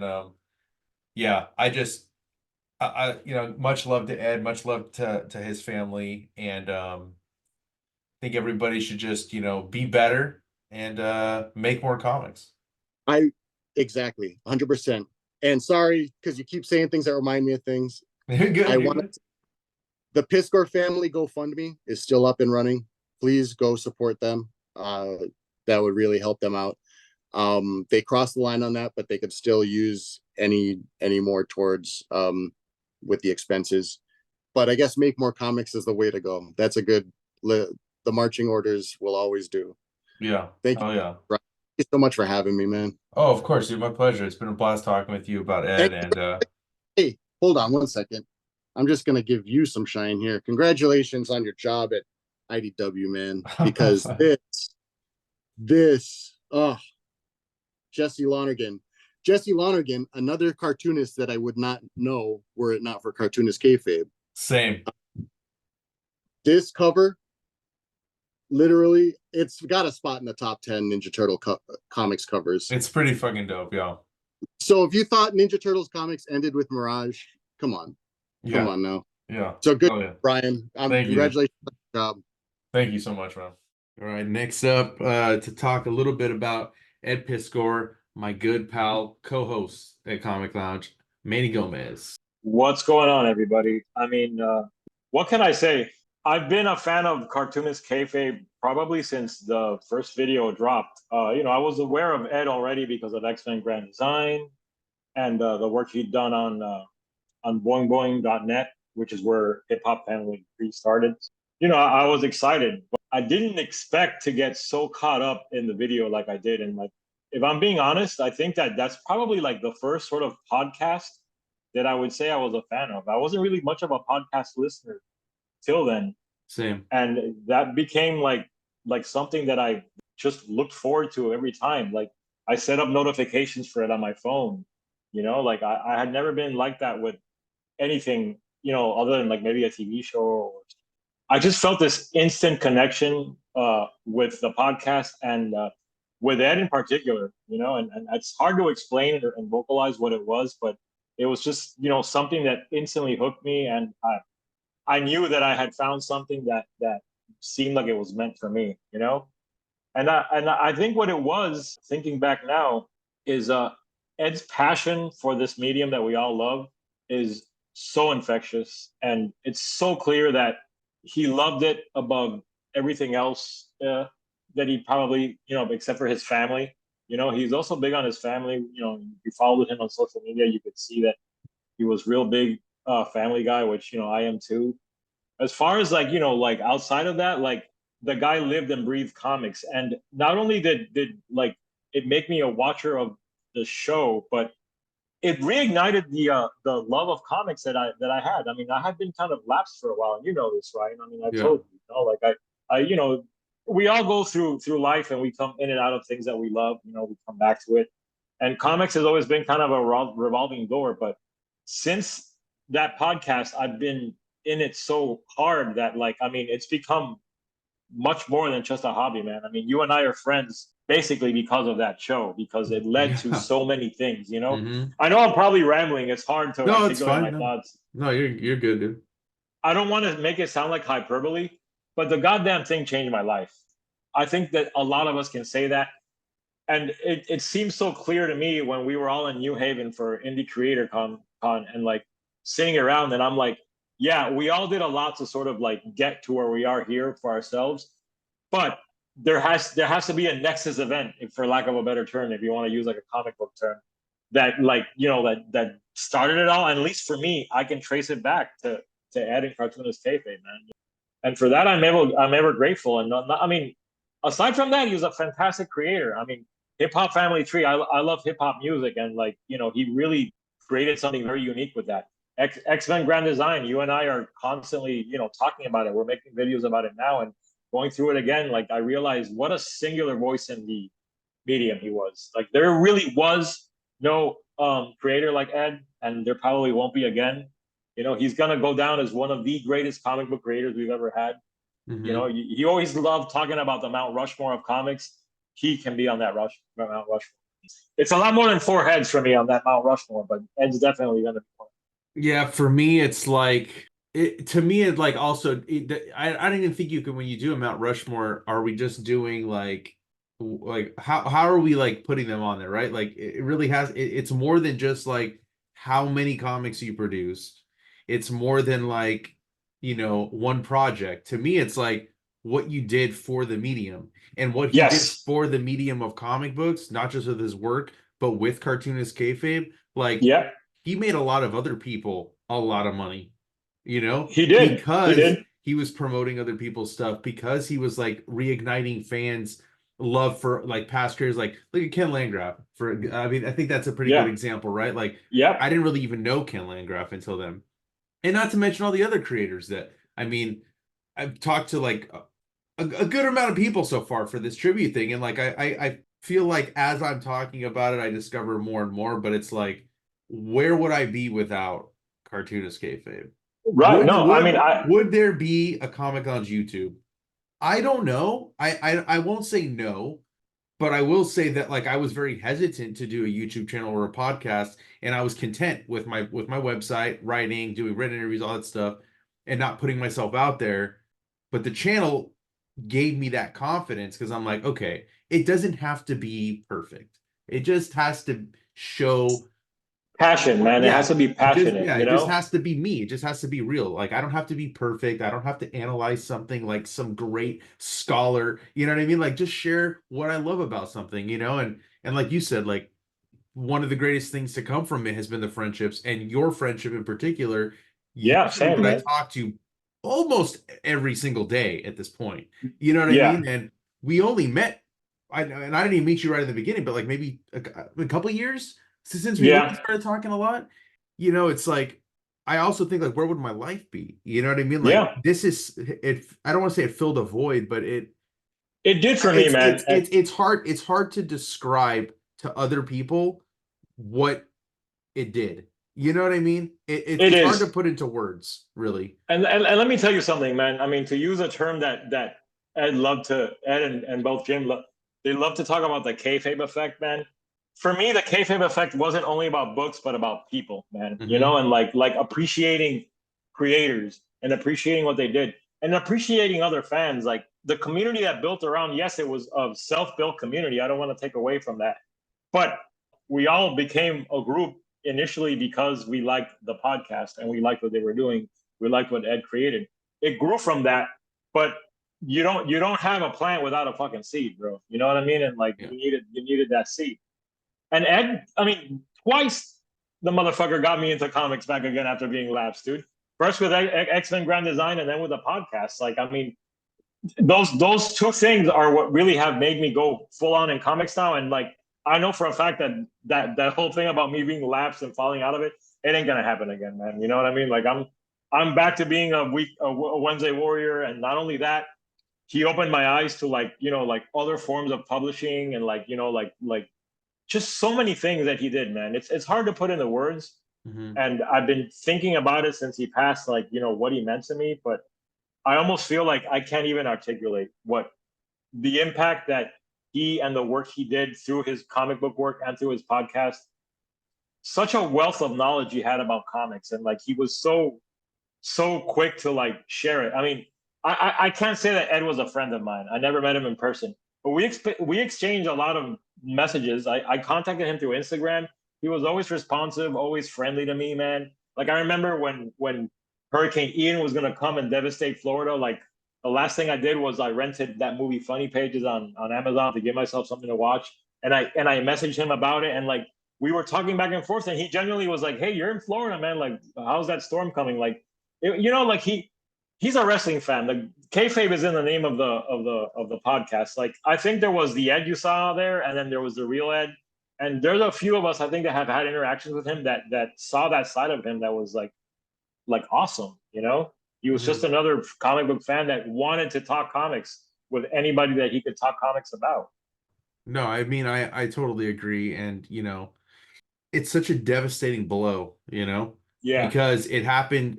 It was a whirlwind of like sequence of events. Man. Yeah. And, I probably repeat, like I keep saying this, I'm gonna repeat myself with everybody I talk to, because like, you know, I mean, that's just what it is. Like, you know, I don't even think that void will ever be filled. You know what I mean? I don't think there's gonna be, because not for me, man. I think that it was really lightning in a bottle what was created with Cartoonist Cape, what Ed and Jim did together. It wasn't just one or the other. It was a sum of both parts, you know, that when they came together, they created a kind of magic. I'll be forever alchemy, grateful. man. It was alchemy, you know. I'll be forever grateful for what both of those guys did for my life, because I know it's had a profound effect, because, you know, whether it's the friendships, the comics I read now, you know, the YouTube channel, which was like kind of put me over the edge to get me my job in comics finally, like I wouldn't have that, right? Like, it's different when you have just like a written word website, right? Like being able to like showcase as a person, you can't get that kind of like energy through written word the same way. And you know, I can't say how grateful I am enough. And I just much love to, you know, Ed's family. Yeah, I mean, everybody that's hurting right now, and I'm glad that so many people, you know, I'm glad I already knew you and I were gonna talk about it, but I'm just so grateful that other people wanted to be a part of this tribute video. It changed my life, man. I'm creating comics now, like, and all of that is born of the community that came around it. You know, I met Adam Lemnah through the CK community. Now he's also one of my best friends, and we're creating comics together. You know, like, you know, I mean, just so much. And now just talking about it, I keep pulling things in my head, and I'm like, there's this and there's that, and like when he passed, like, I was talking about it with people that don't even know comics. And like, I was like, man, like, I feel like I lost a friend, you know? Like, I mean, you know, maybe that sounds silly to some people, but I really don't give a shit. Jim and Ed, from the inception of the show, were a daily presence in my life. Whether I watched the video every day or knew there was going to be one uploaded and I could watch it the next day, watch two, whatever. Not a day went by where I didn't at least watch part of a video or have something that was CK related for so long that it became part of my life, and it will always be part of my life. No, I totally hear you. I mean, it's like how many mornings were spent, you know, with them, whether it was their live recordings when they were doing the Patreon and stuff like that, and like reading their posts. Like, I mean, it's like it's crazy to think that there's going to be a moment where there is no videos coming out, you know, because like right now they have a lot of backlog. You can see some of those videos were recorded for Christmas, kayfabe Christmas in July, which I hope continues on. I'm gonna keeping it. I'm continue. going to do it. I Yeah. really wanted to. I wanted to bring that up with a bunch of people because I'm still gonna do it. I Yeah. hope Jim does it, and I think that like you know, maybe change it to honor him. You know what I mean? And like you know, call it something different. You know, and Yeah. from wherever we all go, you know, after we leave this plane of fucking reality and go into the different dimensional universe, Ed's gonna be watching down, waiting for us to put those fucking books in those libraries. I know. Yeah, this, you know? yeah. No, So, I mean, like- it was such a like, great yeah. thing that they did. You know, I mean, it's just another thing that he did to grow the readership and the love of comic books. He just through- wanted us to everyone to read comics, man, and read like more comics, make I more love comics, that. all of it. Yeah, dude. Read more comics, make more comics. Like, come on, you know, like he was living and breathing. I don't think I knew of any other podcaster creator that like just expressed his love for the medium so much in so many different ways. Like I said, it's infectious. You can't watch Cartoonist Kayfabe and not get excited about comics.